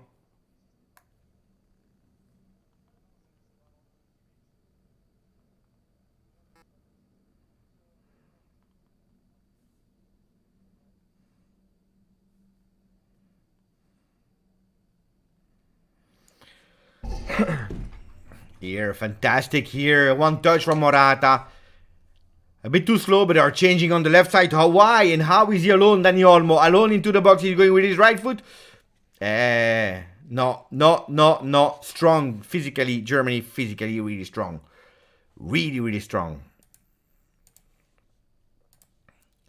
Busquets. Rodri. Opening on the right side. Carvajal. No changes for Germany. Only Morata entering on the left side. Jordi Alba, that is super high on the field, is going, attenzione, Alvaro Morata. Alvaro Morata! Alvaro Morata! Alvarito! 1-0. Hey. Alvaro Morata, winning change of Luis Enrique. Winning change with Morata. The first Juve player able to score in the World Cup. Oh no, it's not the Juve player anymore. Anyway, ex-Juve player. I'm not sure, Rabiot. 1-0, beautiful one. Beautiful one. Really beautiful one. Look at that. Look at that. Look at that. Here, they are opening. He's not offside, Jordi Alba. He was super high. He's going with a cross. And then Morata. Boom, one touch, goal. He just entered. What do you want to say? What do you want to say? Then, again, you can tell me, Beppe, he had to put him earlier. Why not? Or is it the perfect management? Is it the perfect management of Luis Enrique? I would go for the second one. Second World Cup game, second goal in that edition for Morata. He enters and he scores. He enters and he scores. Ciao, Rick. It's not over because they are still there. Attenzione, now Rudiger was faster. Attenzione because the Red Fury, the Furia Roja. If they go and they go fast. Alvarito, we are happy, huh? Alvaro is forever one of us. Cross into the box for Germany with the Müller with the header. Oh, deflected. Attenzione, maybe a shot from the distance. It is blocked. Blocked by Laporte and then Nabri with a foul. It will be the ball for Germany. Attenzione, because now the game will be crazy. I expect 30 next minutes of fire. Fire. Alvaro Morata with a goal. Our son, Alvarito Morata. I'm happy. Of course I am. Alvaro Morata, 2 goals in 2 FIFA World Cup appearances.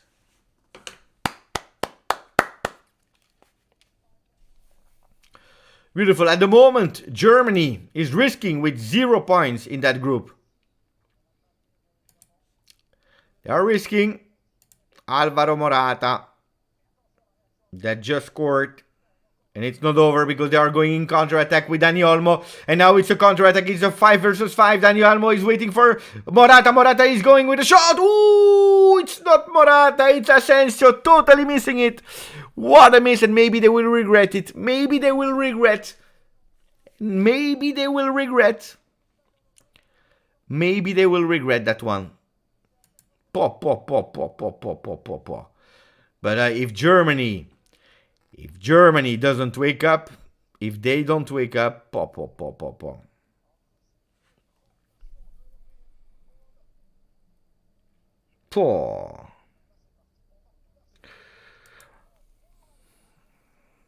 Mamma mia. Mamma mia. Now there will be some changes with Williams that will come in and Koke as well. Morata that never played any World Cup. He didn't play any World Cup. Asensio out. That was his last attempt and he missed it. And Gavi as well. Gavi that disappeared in second half. Koke and Williams will come in.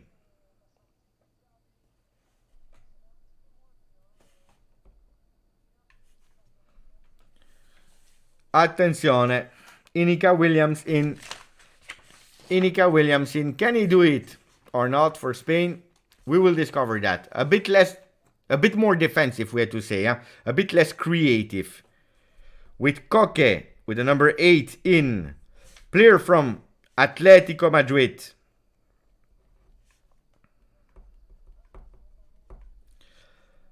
And with Inika Williams, that will help. On the right side, instead of Asensio.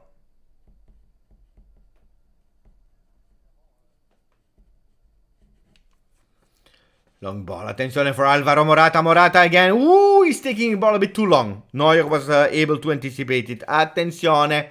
Attenzione, because if Germany doesn't wake up, Here,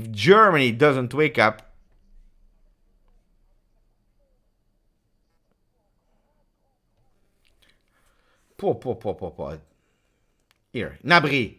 Nabri is on the ball. He needs to invent because it's not coming from anywhere except of Nabri. He needs to wake up. Already 3 changes made for Spain. 0 made by Germany. But it's a team that is actually losing. A bit more defensive now.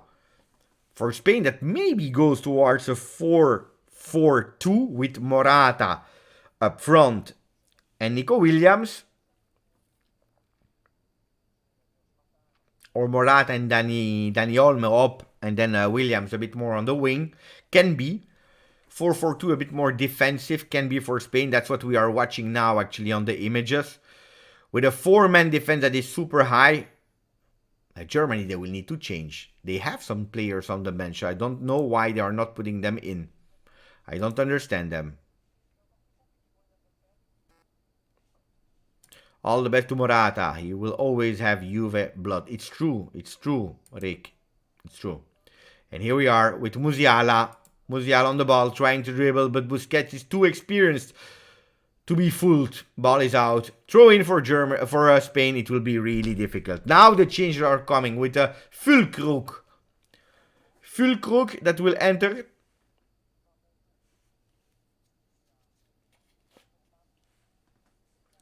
Füllkrug, Kosterman, and Sané.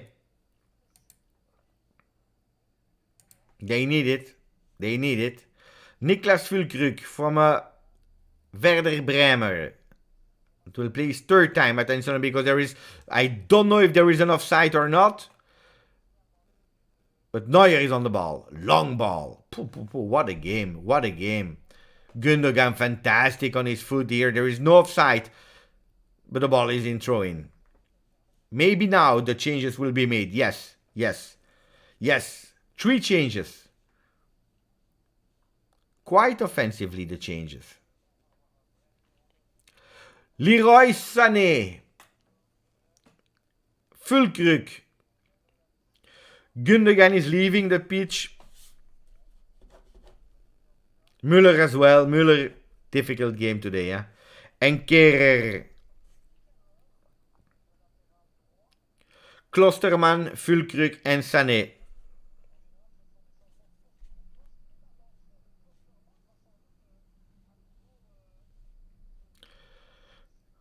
Klosterman that will probably not playing as a center of defense. Strange. At the moment he's on the center of the defense, but it's a bit strange. They continue here. Musiala.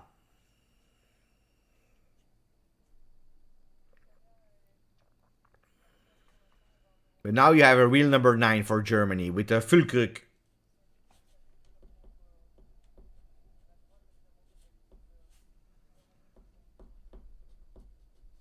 Let's see how that game will go.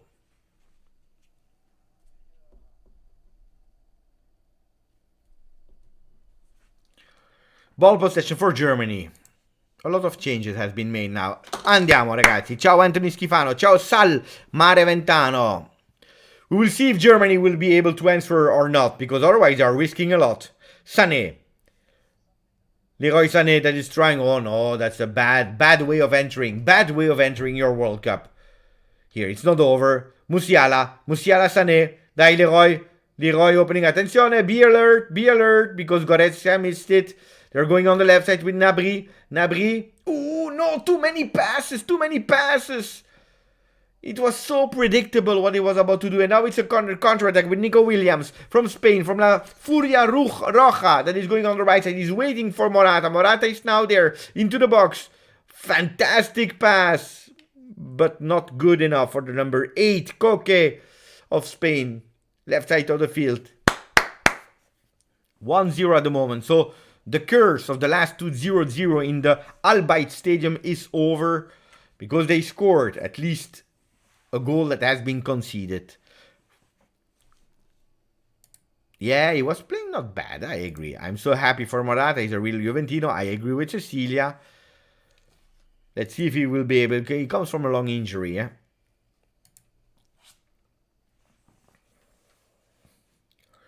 Süle. On the right side, Musiala that is now playing on the right. Beautiful short dribble. Has been pressed by Dani Olmo. He's asking for some... Ooh, fantastic bomb, Musiala. Musiala is going with a cross into the box. Ooh!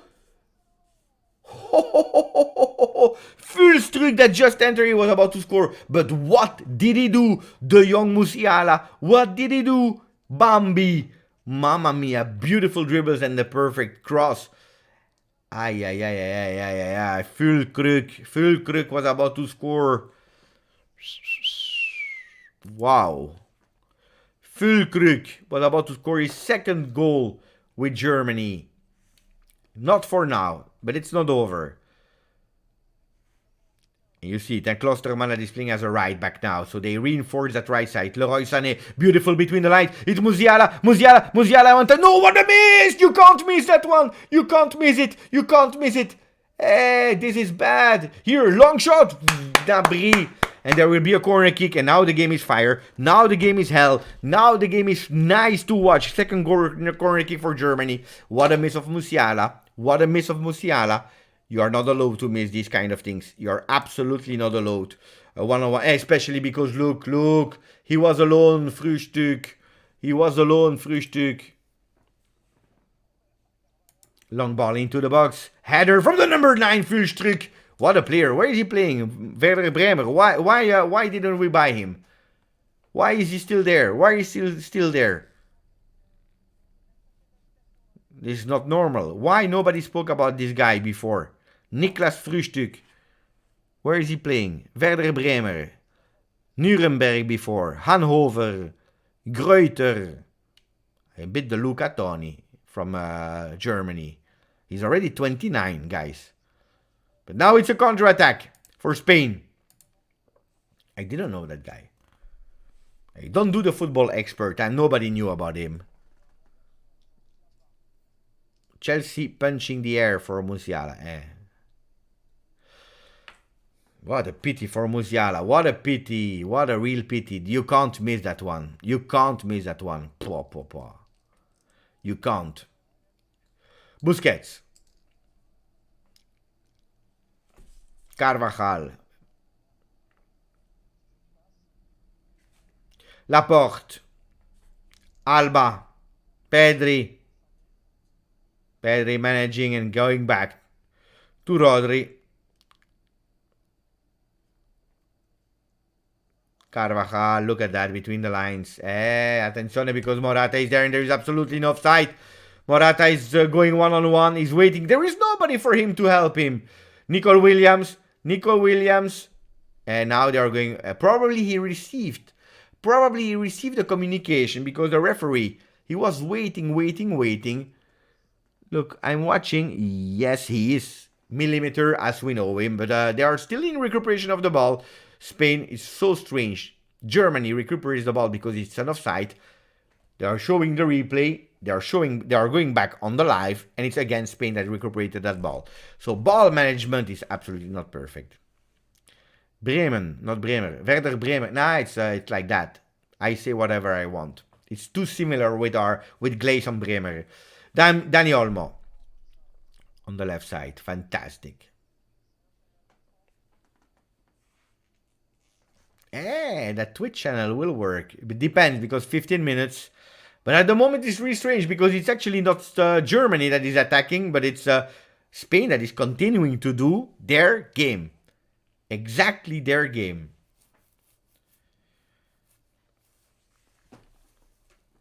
Pedri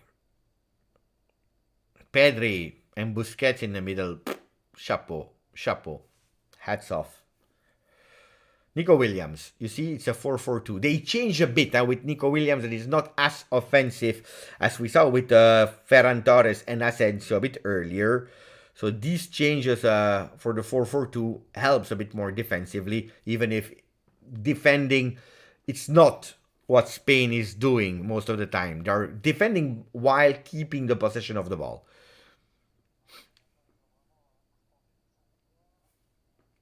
Rudiger, fantastic. Here, long ball. Ooh, that's bad. There is nobody.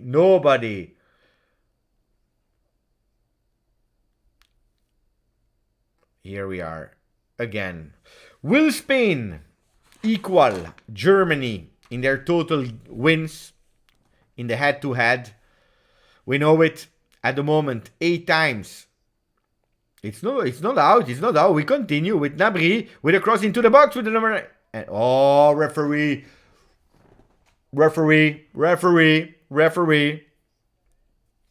It's not because you have beautiful hair that you can decide these kind of things, guys. The ball is not out. It's not entirely out. I don't know. I want to do my own VAR here, and my own VAR is saying no. And now he's even changing. He's giving the ball to Spain at the 78th minute of the game. Strange. Really strange. Rudiger. Kimmich. Pah. How many miss for Germany? More possession for Spain, but Germany, especially with that one-on-one from Musiala. What a miss. Rudiger, that offside on the goal, that was correctly cancelled, of course. Attenzione, because now they go. Musiala now with a bit. Oh, what a misunderstanding between Fulstruck and Fulkrug. I don't know why I'm saying Fulstruck. Again, it's already the second game that I'm calling him Fulstruck. Anthony, I'm surprised we didn't see the kid Moukoko that entered the last time. Moukoko. Good player, Moukoko, from Germany, for the people that do not know. He touched the ball, so we continue, because it's ball possession for Germany. Youssoufa Moukoko from Borussia Dortmund. Anthony, he knows him. Here, Leroy Sané for Sule. Look at where Sule is. Sané into the box. He's going with Musiala for Sané. Sané with his left foot and trying to enter. He's there taking the ball. He's lucky. He's so lucky that he touched the ball. But here, Gnabry with a beautiful sliding tackle. The player is on the ground. What is happening? Here? Fulstruck. Fantastico. There is a foul. Ooh, that's a dangerous one. Oh. Attenzione. Look at that. Sané into the box. Dribbling between two. Ooh, that's a penalty. This is a penalty, Busquets. This is a penalty from Busquets. This is a penalty of Busquets. Did you see it or not? This is a penalty. He blocked it. Can someone check in the VAR, please? It's a free kick, but guys, and they deserve that 1-1 at least, Germany. They deserve that 1-1 at least. Even if I'm happy for Morata, it's here in my heart. Even if probably I prefer a bit more Spain than Germany, probably. But guys, I think that the 1-1 is more deserved. Attenzione, they will not go too far, so it will be Kimmich. That a bit earlier, totally missed it. So let's see if this time it will go better. Nico Williams is on the ground, doing il crocodillo. Attenzione, we go with Kimmich, that is going into the wall. Has been deflected, is a corner kick, the third one for Germany. And now we have 10 more minutes. 10 more minutes for the Germans to equalize. Or we will have maybe one of the biggest one that will go out of the tournament. Because they will have 0 points. Not immediately. We'll have to wait for the next games. But attenzione. If Japan would have won today. Kimmich into the box. Long ball. Morata. Decisive.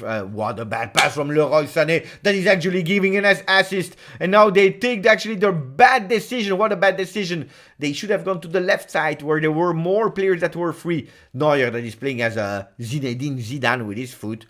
Fantastic, Neuer with the feet. And there they are going super high. No, that's not the technique. That's not the technique. Germany, if you want to equalize, believe me, this is not the technique. This is not how to do it.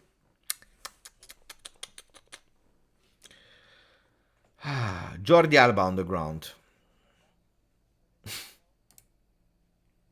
He didn't want to. He didn't want to. He was thinking about 2006. It's a pity because we beat Germany. It was handball, but honestly, he was like this. You see, and the ball is coming here. You know, it is not moving the hand. Jordi Alba will go out. Beautiful game from Jordi Alba. Can we say it? From the left back from Barcelona and Spain. The Spanish people are recognizing his beautiful game.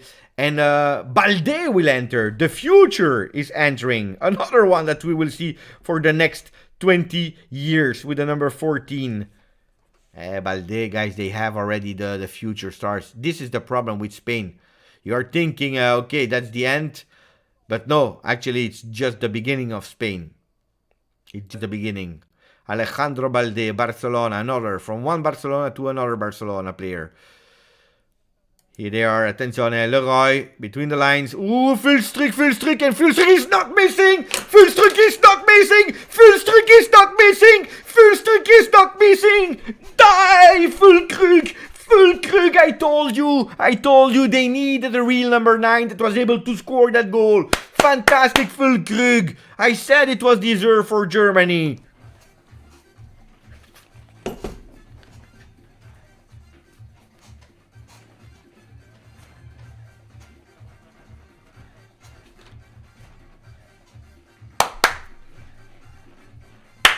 What a goal! Fantastically taken by Musiala. And then Füllkrug said, go away because you already missed it. Power rocket with the right foot. Unai Simon à la maison. En casa. What a goal. And that's why you need a real number 9. Mamma mia, what a shot. What a rocket. What a shot. Totally deserved. I agree with the people. Karim in the chat. Fantastic Füllkrug. Fantastic. I told you. Third game with Germany, second goal. Third game, second goal. And what a goal. Mamma mia, Füllkrug at the 83rd. And it's not over. It's for Germany because now they have a confidence boost. Ooh la la la la la la. Füllkrug. Fantastic. Gnabry is going out. Offensive change. Germany, they believe in it. Germany believes in it. Gnabry that played also a good game. Gnabry out. And they are putting Hoffmann.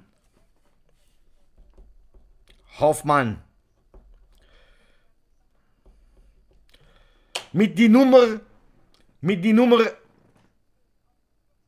18.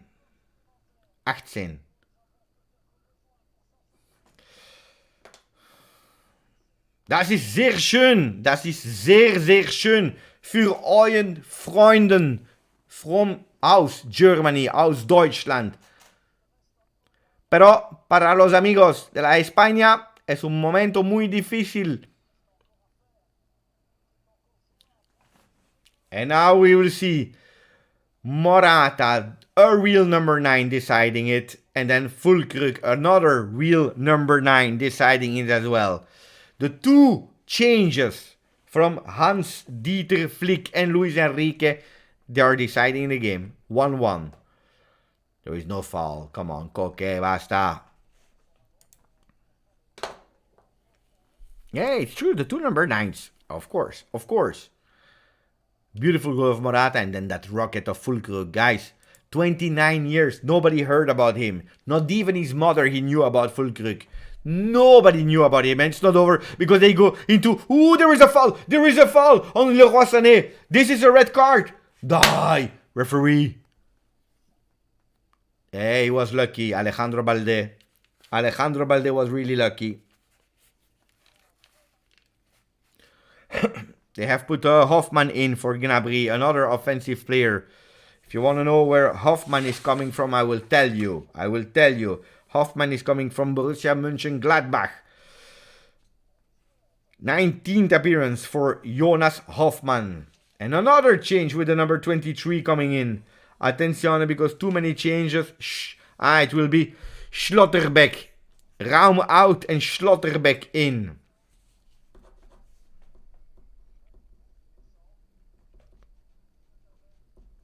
Schlotterbeck that will try maybe to give a bit of push on the wing. Right back, right back. He will play on the left back as he played the first game. He was a starter that first game. Long throw in, beautiful. It's not over. Attention, because he's offside. Don't go for the ball full streak because you're offside. Fantastic, beautiful game. We can say it. I loved it. I loved it. Here. Rudiger. No, don't do these long balls. Don't do these long balls. I need to say everything. Luis Enrique is not happy because he knows he has to go on live on Twitch. What will he speak about? What will he speak about? At the moment he's thinking, what will I speak about? About the defeat or about the draw? He's scared. He's scared.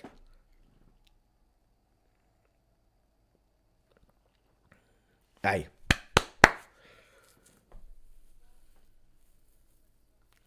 Guys, what will be the end result?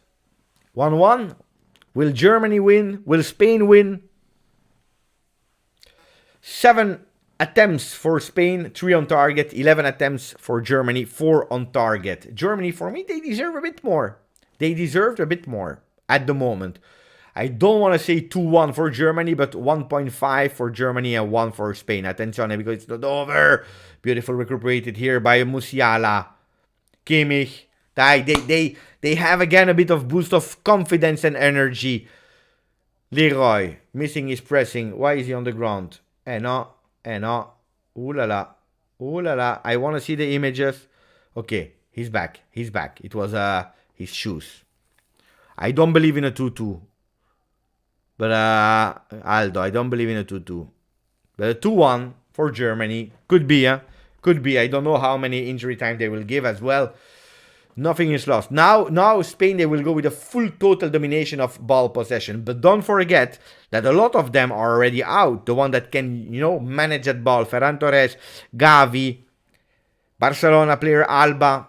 But we can't say no because there is Alvaro Morata. Ooh, he missed it. Ooh, Morata.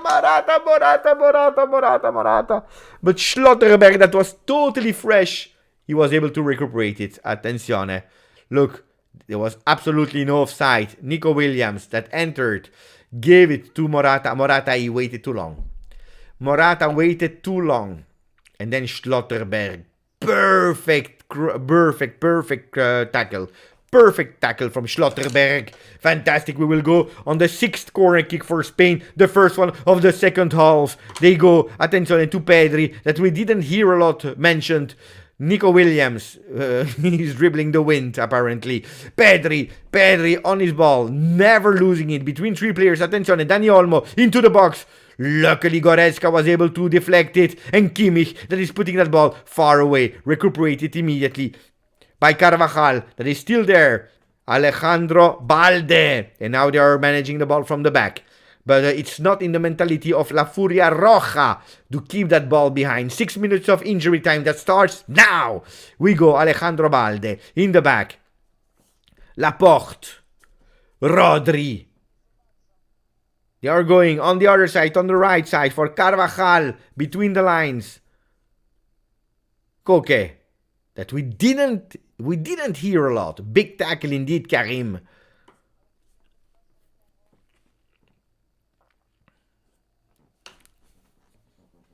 Ole, oh, ole, oh, ale, oh. I have no idea who to support, guys. I am just enjoying the vibes of the stadium.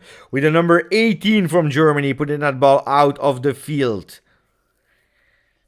Hoffman. And we go with a throw-in for Spain. Spain are taking the times of their life. In the middle of the field, Busquets, still there. Alejandro Balde. Dani Olmo. Hey, look, Spain. They keep that ball. If Germany is not pressing, attenzione. Schweinsteiger. Easy, Schweinsteiger. Attenzione to Nico Williams. Perfect, but luckily they were alert. Klosterman. It's not over because there is maybe a counter-attack now with Leroy Sané that is waiting a bit too much. Opening, that's dangerous. Beautiful from Kimmich that is opening on the left side of the field. Now they are waiting. Nobody is going inside the box. No! What? Oh! What a bad choice. And now it's Dani Olmo that is on the left side of the field. He's going. Alejandro Balde super high with the number 14. He's not receiving the ball. Beautifully tackled by the number 15, Sule. They are receiving that ball. It will be 4 minutes of counter-attacks from one side to the other. Olmo fantastically tackled with a sliding tackle by Sule with the number 15. Borussia Dortmund player, BVB, they are opening on the right side, maybe with the control of Musiala. That's what he's doing! Fantastic Musiala on the right side. He's fighting versus Balde, and he's winning his duel. Sané with his left foot against the experienced player number 5 from La Furia Roja. We are speaking about Busquets. Goretzka on the ball. Rudiger with a cancelled goal. They have 3 minutes and 30 seconds to do it. Sule with the long ball, trying to go on the left side. Bad. It will be a corner kick now. It will be a corner kick because Carvajal was not able to communicate really well with Unai Simon. A corner kick, the 4th one for Germany. 6 corner kicks for Spain, 4 for Germany. The 4 ones were in the second half. They were not able to score yet. Will it be the chance? We will discover it all together. Who will go on the corner kick? Probably the number 6 of Bayern Munich. The number 6 of today. We are speaking about Kimmich, Joshua Kimmich, with his right foot entering in the box. We see all the tall players. Sule is there in the box for Germany. We see the number 23 as well. They are all there. Rudiger that already scored one time in the first half. The Spanish supporters in the stand, they are all stressed. Unai Simon, he wants to catch that ball with the hands. Rudiger, man marked by Busquets, tall players against each other. We are losing sometimes, referee.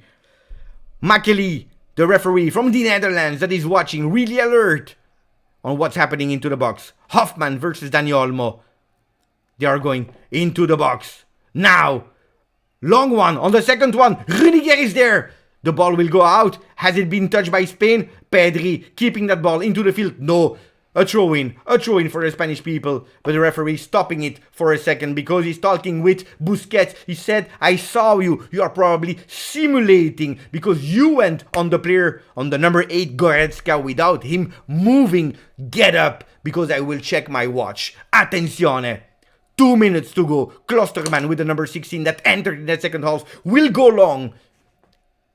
Players are absolutely not static, and that's what they are doing with Musiala trying to dribble. 14 versus 14. Musiala versus Balde. You will hear about them for the coming next years. We are going with the number 6, Kimmich. Musiala with his left foot is there, but there is La Furia Roja that is able to go in counter-attack with Nico Williams. He's going fast, but Goretzka physically fantastic tackle. Rudiger, maybe the last opportunity. 1 minute and 50 seconds. Attenzione, they are going on the left with the number 23. 23 that is opening for Leroy Sané. Leroy Sané, it's a 2 versus 2. Is he going for the goal? What is he doing? He's missing it. Attention, what a miss! What a miss, what a miss, what a miss. Leroy Sané.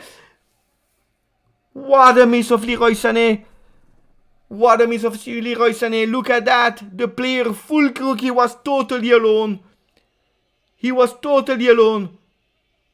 This was the moment. This was the moment to do it. And he missed it. Leroy Sané missed it. And he will dream about it tonight. He will have nightmares about that last moment. He will have nightmare. He will have nightmares. Because now 30 seconds to go. Corner kick with Kimmich, the 5th one. It's now or never, my friends. 20 seconds to go. He's going into the box. Long one. Attention! But fantastic save by Unai Simon, the goalkeeper of Atletico Bilbao. And it's over. And it's over.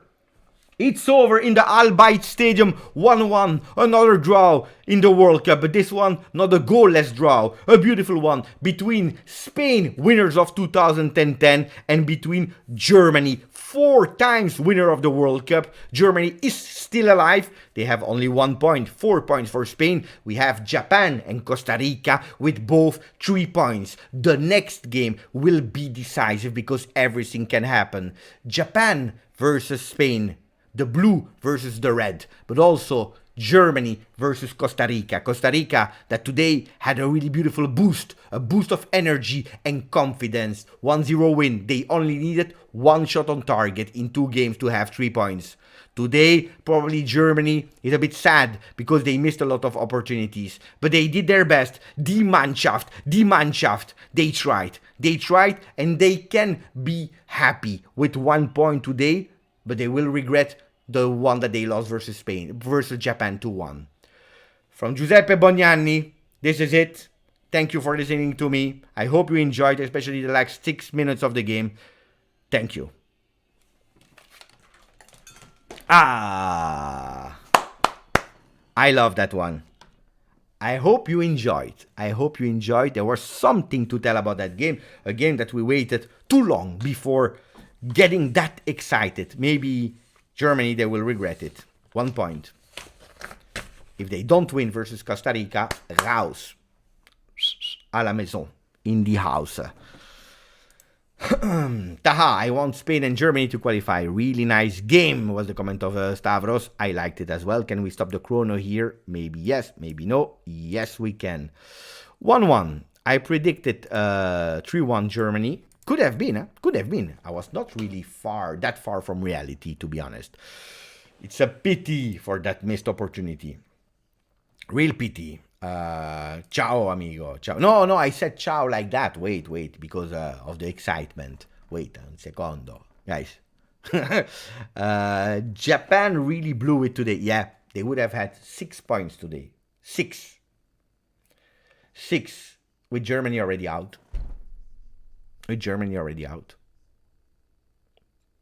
They blew it. I agree. It's true. But it's their own fault. They underestimated Costa Rica. They didn't even play with their full team. They were trying to manage the energies. They are crazy. They are really crazy. Inexperience. It was a good game. It was a really good game. Japan really blew it. Yeah, I already read it. So what other comments do we have? Radovan, ciao Beppe, ciao guys, good night, much love. Taha, ciao amigo. Not a lot of people are speaking. Oh, I love this one. I enjoyed it. 1-1, final score. I'm a bit sad. I wanted Germany to win. Or Spain, at least one, so that we knew a bit more.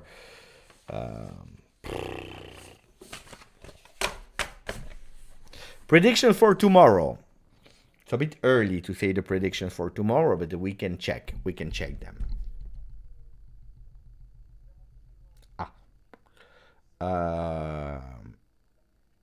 Well, let me check.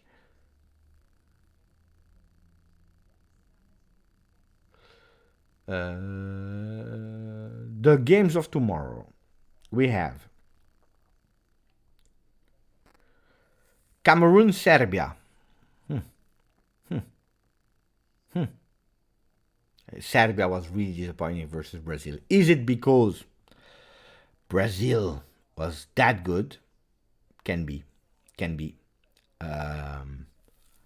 They lost 1-0 versus Switzerland. Serbia lost 2-0 versus Brazil.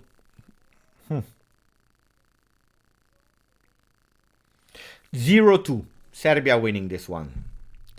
Korea, Ghana. 0-2 again, I believe. Brazil, Switzerland. Will be a tough game again. 2-1. Not more. Portugal, Uruguay. That game sounds again a 0-0 or 1-1. Let me write it down. Wait. So I said 0-2, 0-2. I said 2-1, and then I said 1-1. 1-1. I don't see a lot of goals tomorrow. Tomorrow it will be Kim. That's why I will not do Korea, Ghana. No. I will do Brazil, Switzerland, and Portugal, Uruguay. The final match day in this group will be intense. Exactly. Ciao, Andy. Suarez versus Ronaldo. For tomorrow, I will be for Cameroon, Brazil, Ghana, and Portugal. MLG, my friend, I miss my Juve as well. A lot. Too much. Here, we stop the television here. Oppa. Speaking too much. And I will try to change here. Can I change? No, it's okay.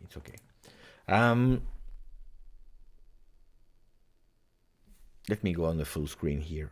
Oppa. So, it's over. Game is over. Was nice. I enjoyed Musiala, but what a miss. Mamma mia, Musiala and Sané. They could have given me that my prediction 3-1. They missed it. Goal cancelled to Rudiger. I believe that the ones that will regret it, it's Germany. Can you tell me if you reconsider Spain or not? Is there something that changed into your evaluation of Spain or not? Are they as solid, as good as a lot of people were thinking? Or you're starting to change your opinion after the game of today? Because, of course, after the 7-0, they were already world champions. What about today? Then 64 ball possession, and we know it, that's their skill. 3 shots on target, 7 attempts. Germany, 11 shots, 4 on target. Corner kicks were there, 6 versus 5. They are strong. They are strong, but also them. We need to see them playing versus really serious contender. I would have loved to see also France in the group stages versus the big, to understand really the strength of France. Acting relaxing. Cameroon, Serbia 1-2. Serbia 1-1 versus Ghana. South Korea, Portugal, Uruguay. Ooh, what a bold prediction. 0-1. Brazil 1-0 versus Switzerland. World Cup friendlies from German. They don't want to be there. No, they won't. Of course they won't. Dudu. They are good with Morata only. No, Spain are decent, but not World Cup winning material. Then a lot of young players. Wait for them. In USA, in 2026, they have it.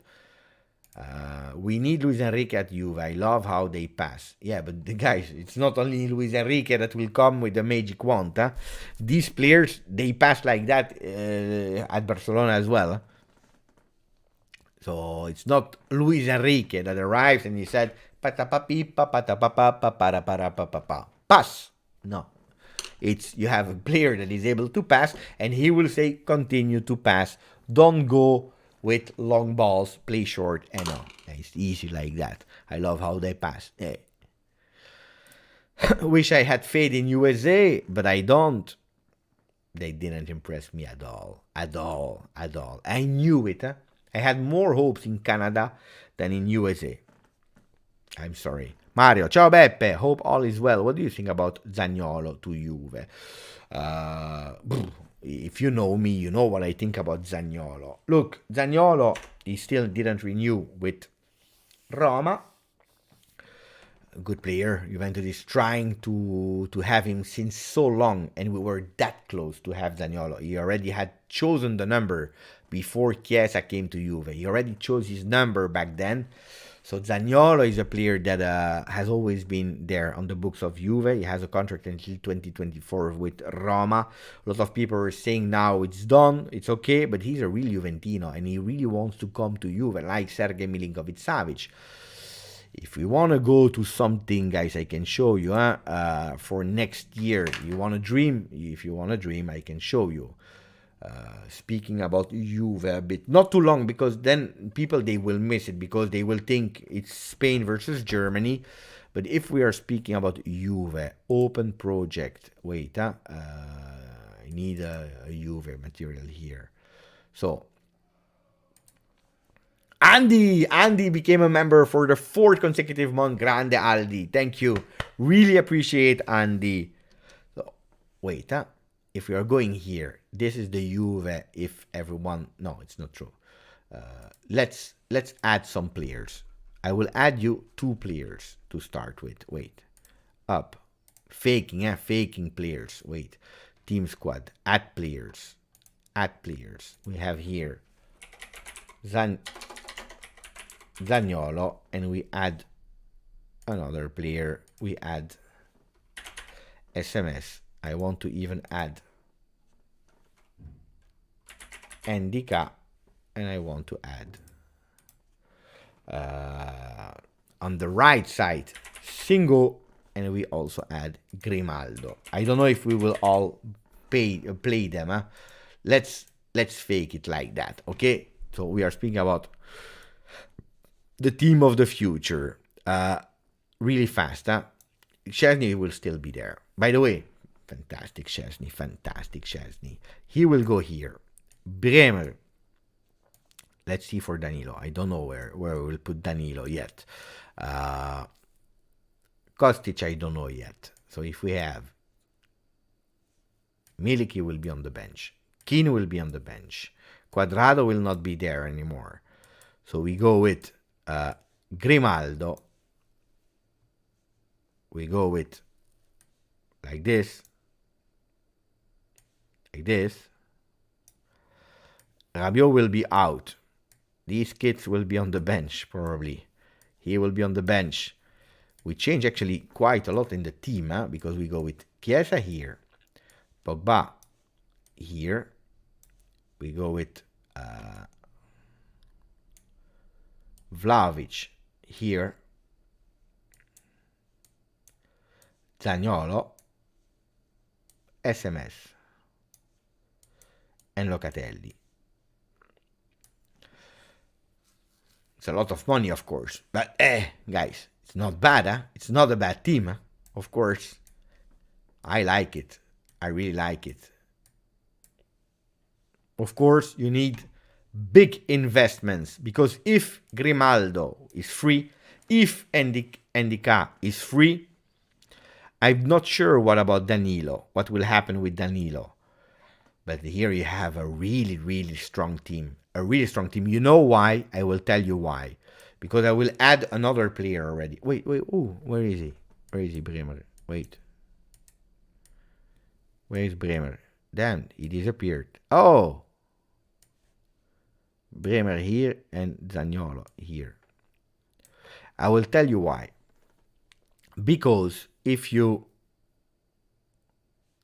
add some players,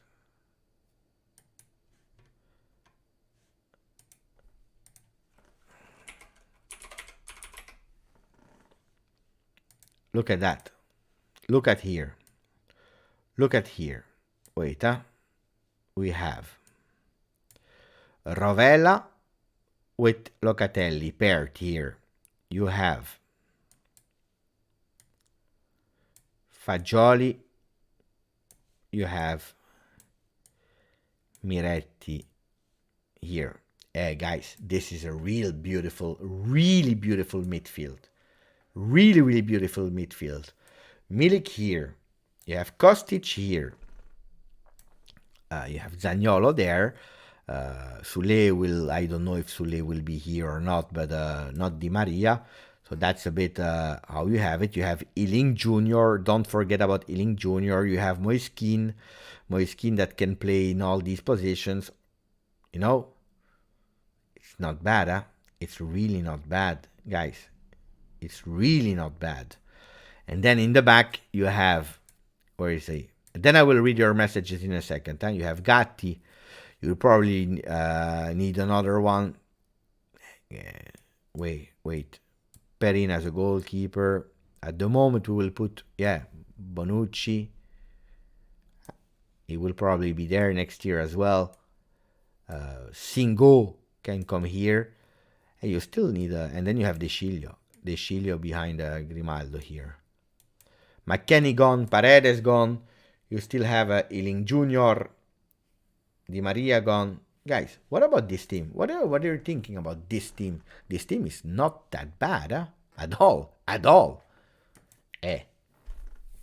This team is not bad at all.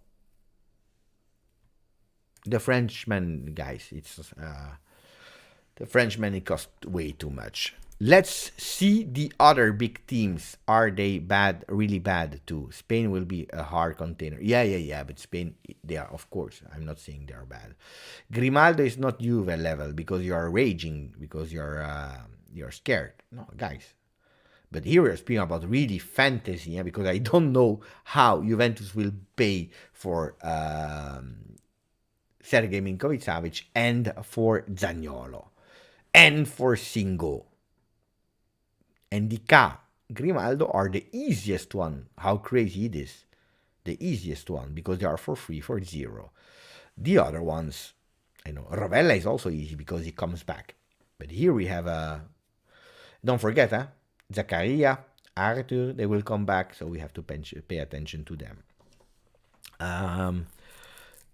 This team managed by Benitez, no, I don't know what will happen with Allegri, guys, because now we are a World Cup. He won 6 games in a row. Attenzione to Max and the future. I have no idea. What about in January? Well, in January, it's easy. Look, let's stop dreaming. Rovella will not be there. Zaniolo neither. Grimaldo neither. Ndika neither. Singo neither. SMS neither. So we have these players here. Let's reset. Wait. Let's open again, because here it's a drama. Open project.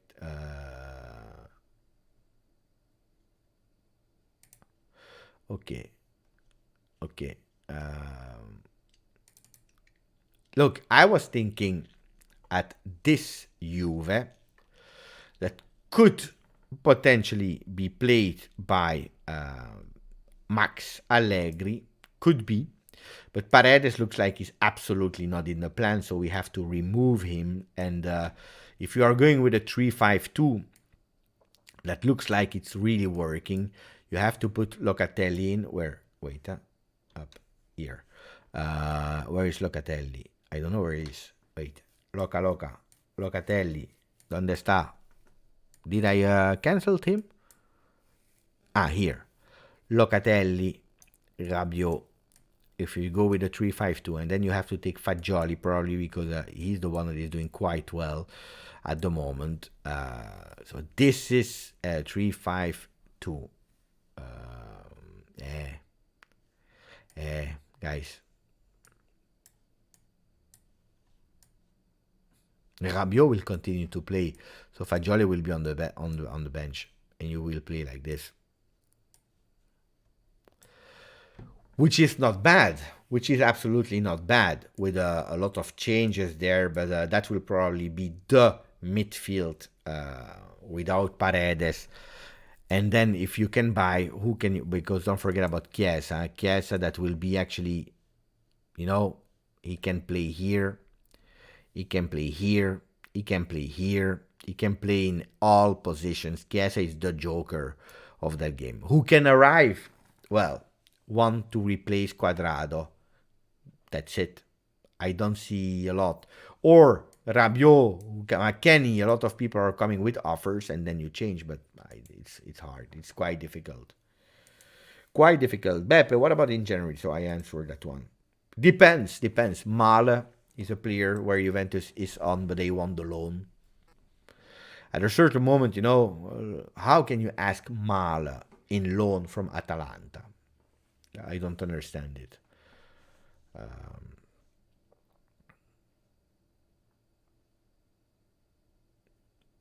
It's it's not space for the young guys. No Paredes. It's Paredes will receive a last chance because you have him on loan. The good thing is that you don't have the obligation anymore. But he will probably go back to Paris Saint-Germain. Yeah, it's not about give space for the young guys. Don't forget, if we speak again about Juve, you have to put yourself again in the condition that we are third, yes, but at minus 10 from Napoli.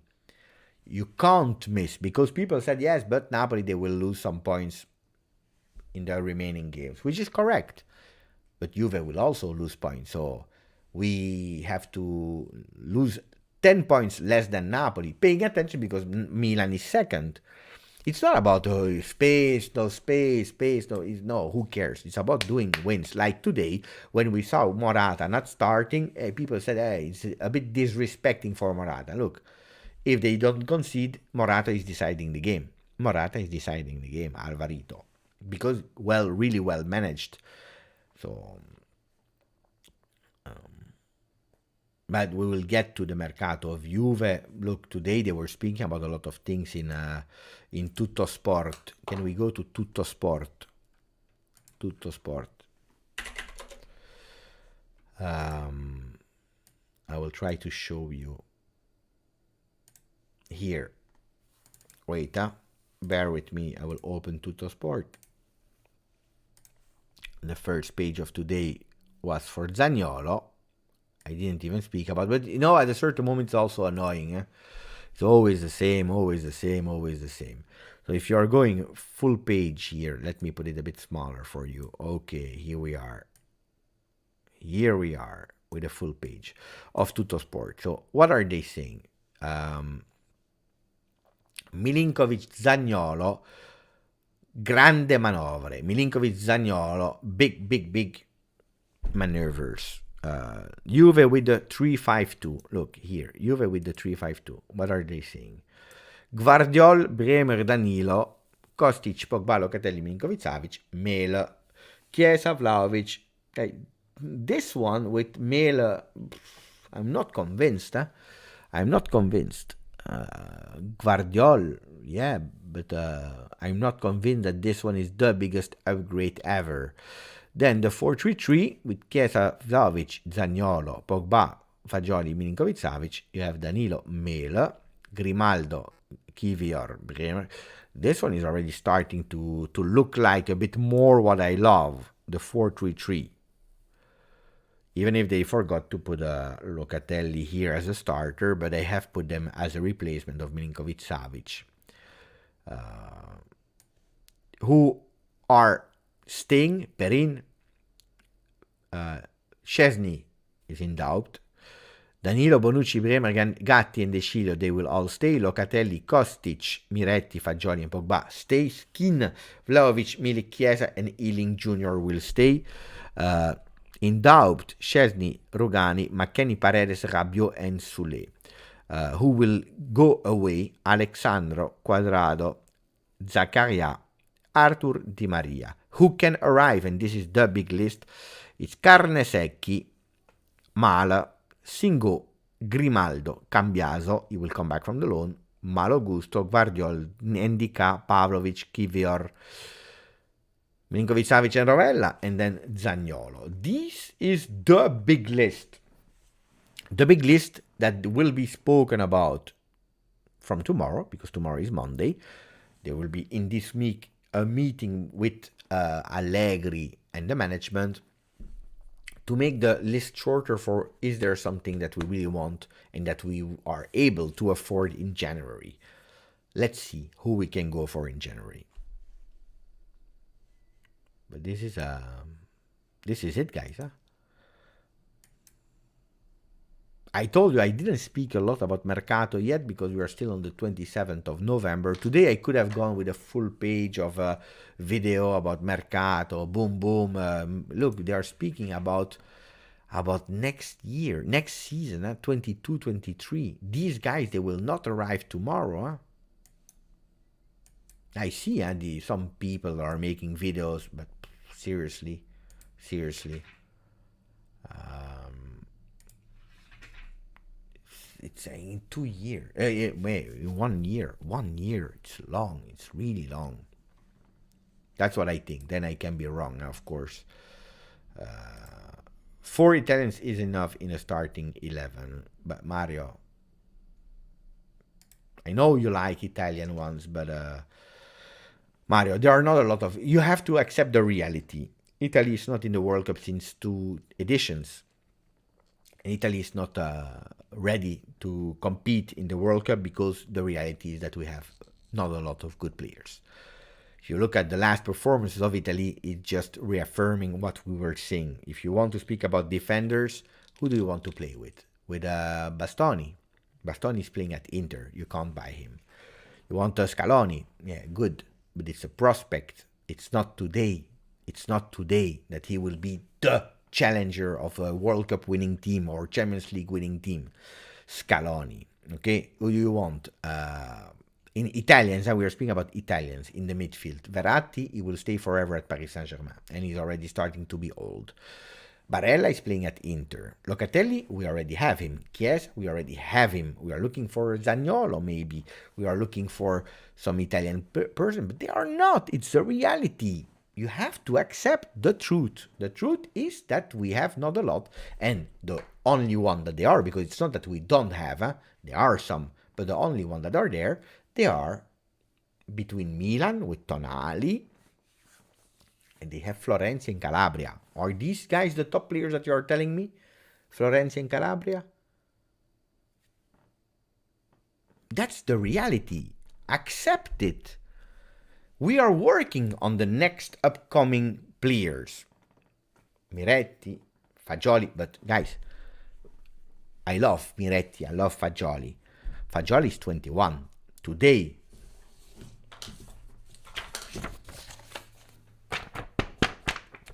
Gavi, 18. Gavi, 15th appearance with Spain. Second appearance at the World Cup. Starter from Barcelona. Starter from Spain. Pedri, 20. 18 and 20. Alejandro Balde, Barcelona. The sub of Alba. Ferran Torres, 22.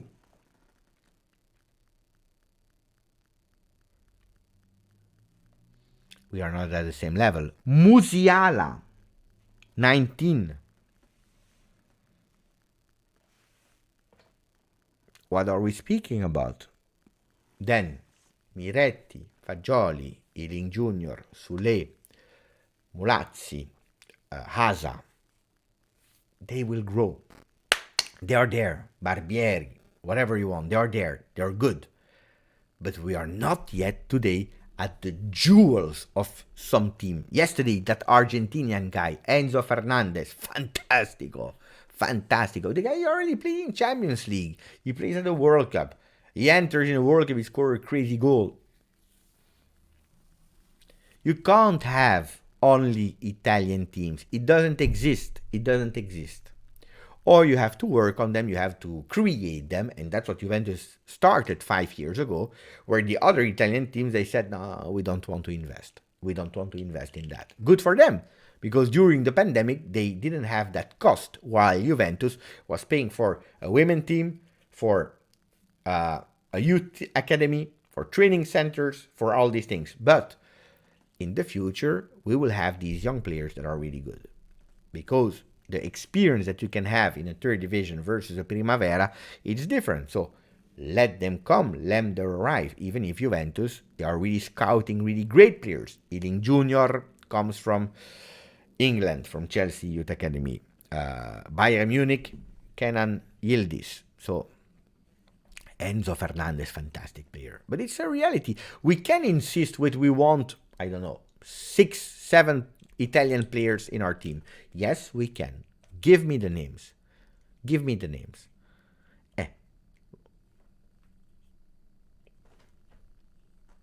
Then we can work with Perin, Bonucci, Gatti. Is that the center defender that you want for the future? Bonucci Gatti. Bonucci Gatti with De Sciglio. We have Italian players, and De Sciglio on the right side or on the left. You decide where you want to put him. Mario, thinking about having next season Rovella, Fagioli, Miretti ready to start at Juventus? No. No. It's different. Huh? Anyway, it's again a long discussion. I didn't even want to speak about Juve in that video because it makes no sense. Because it's long. It's long. We know the players that we have today. I tell you, I already repeat you so many times, Rabiot will not extend with Juventus. Weston McKennie is on the market. Paredes is more out than in.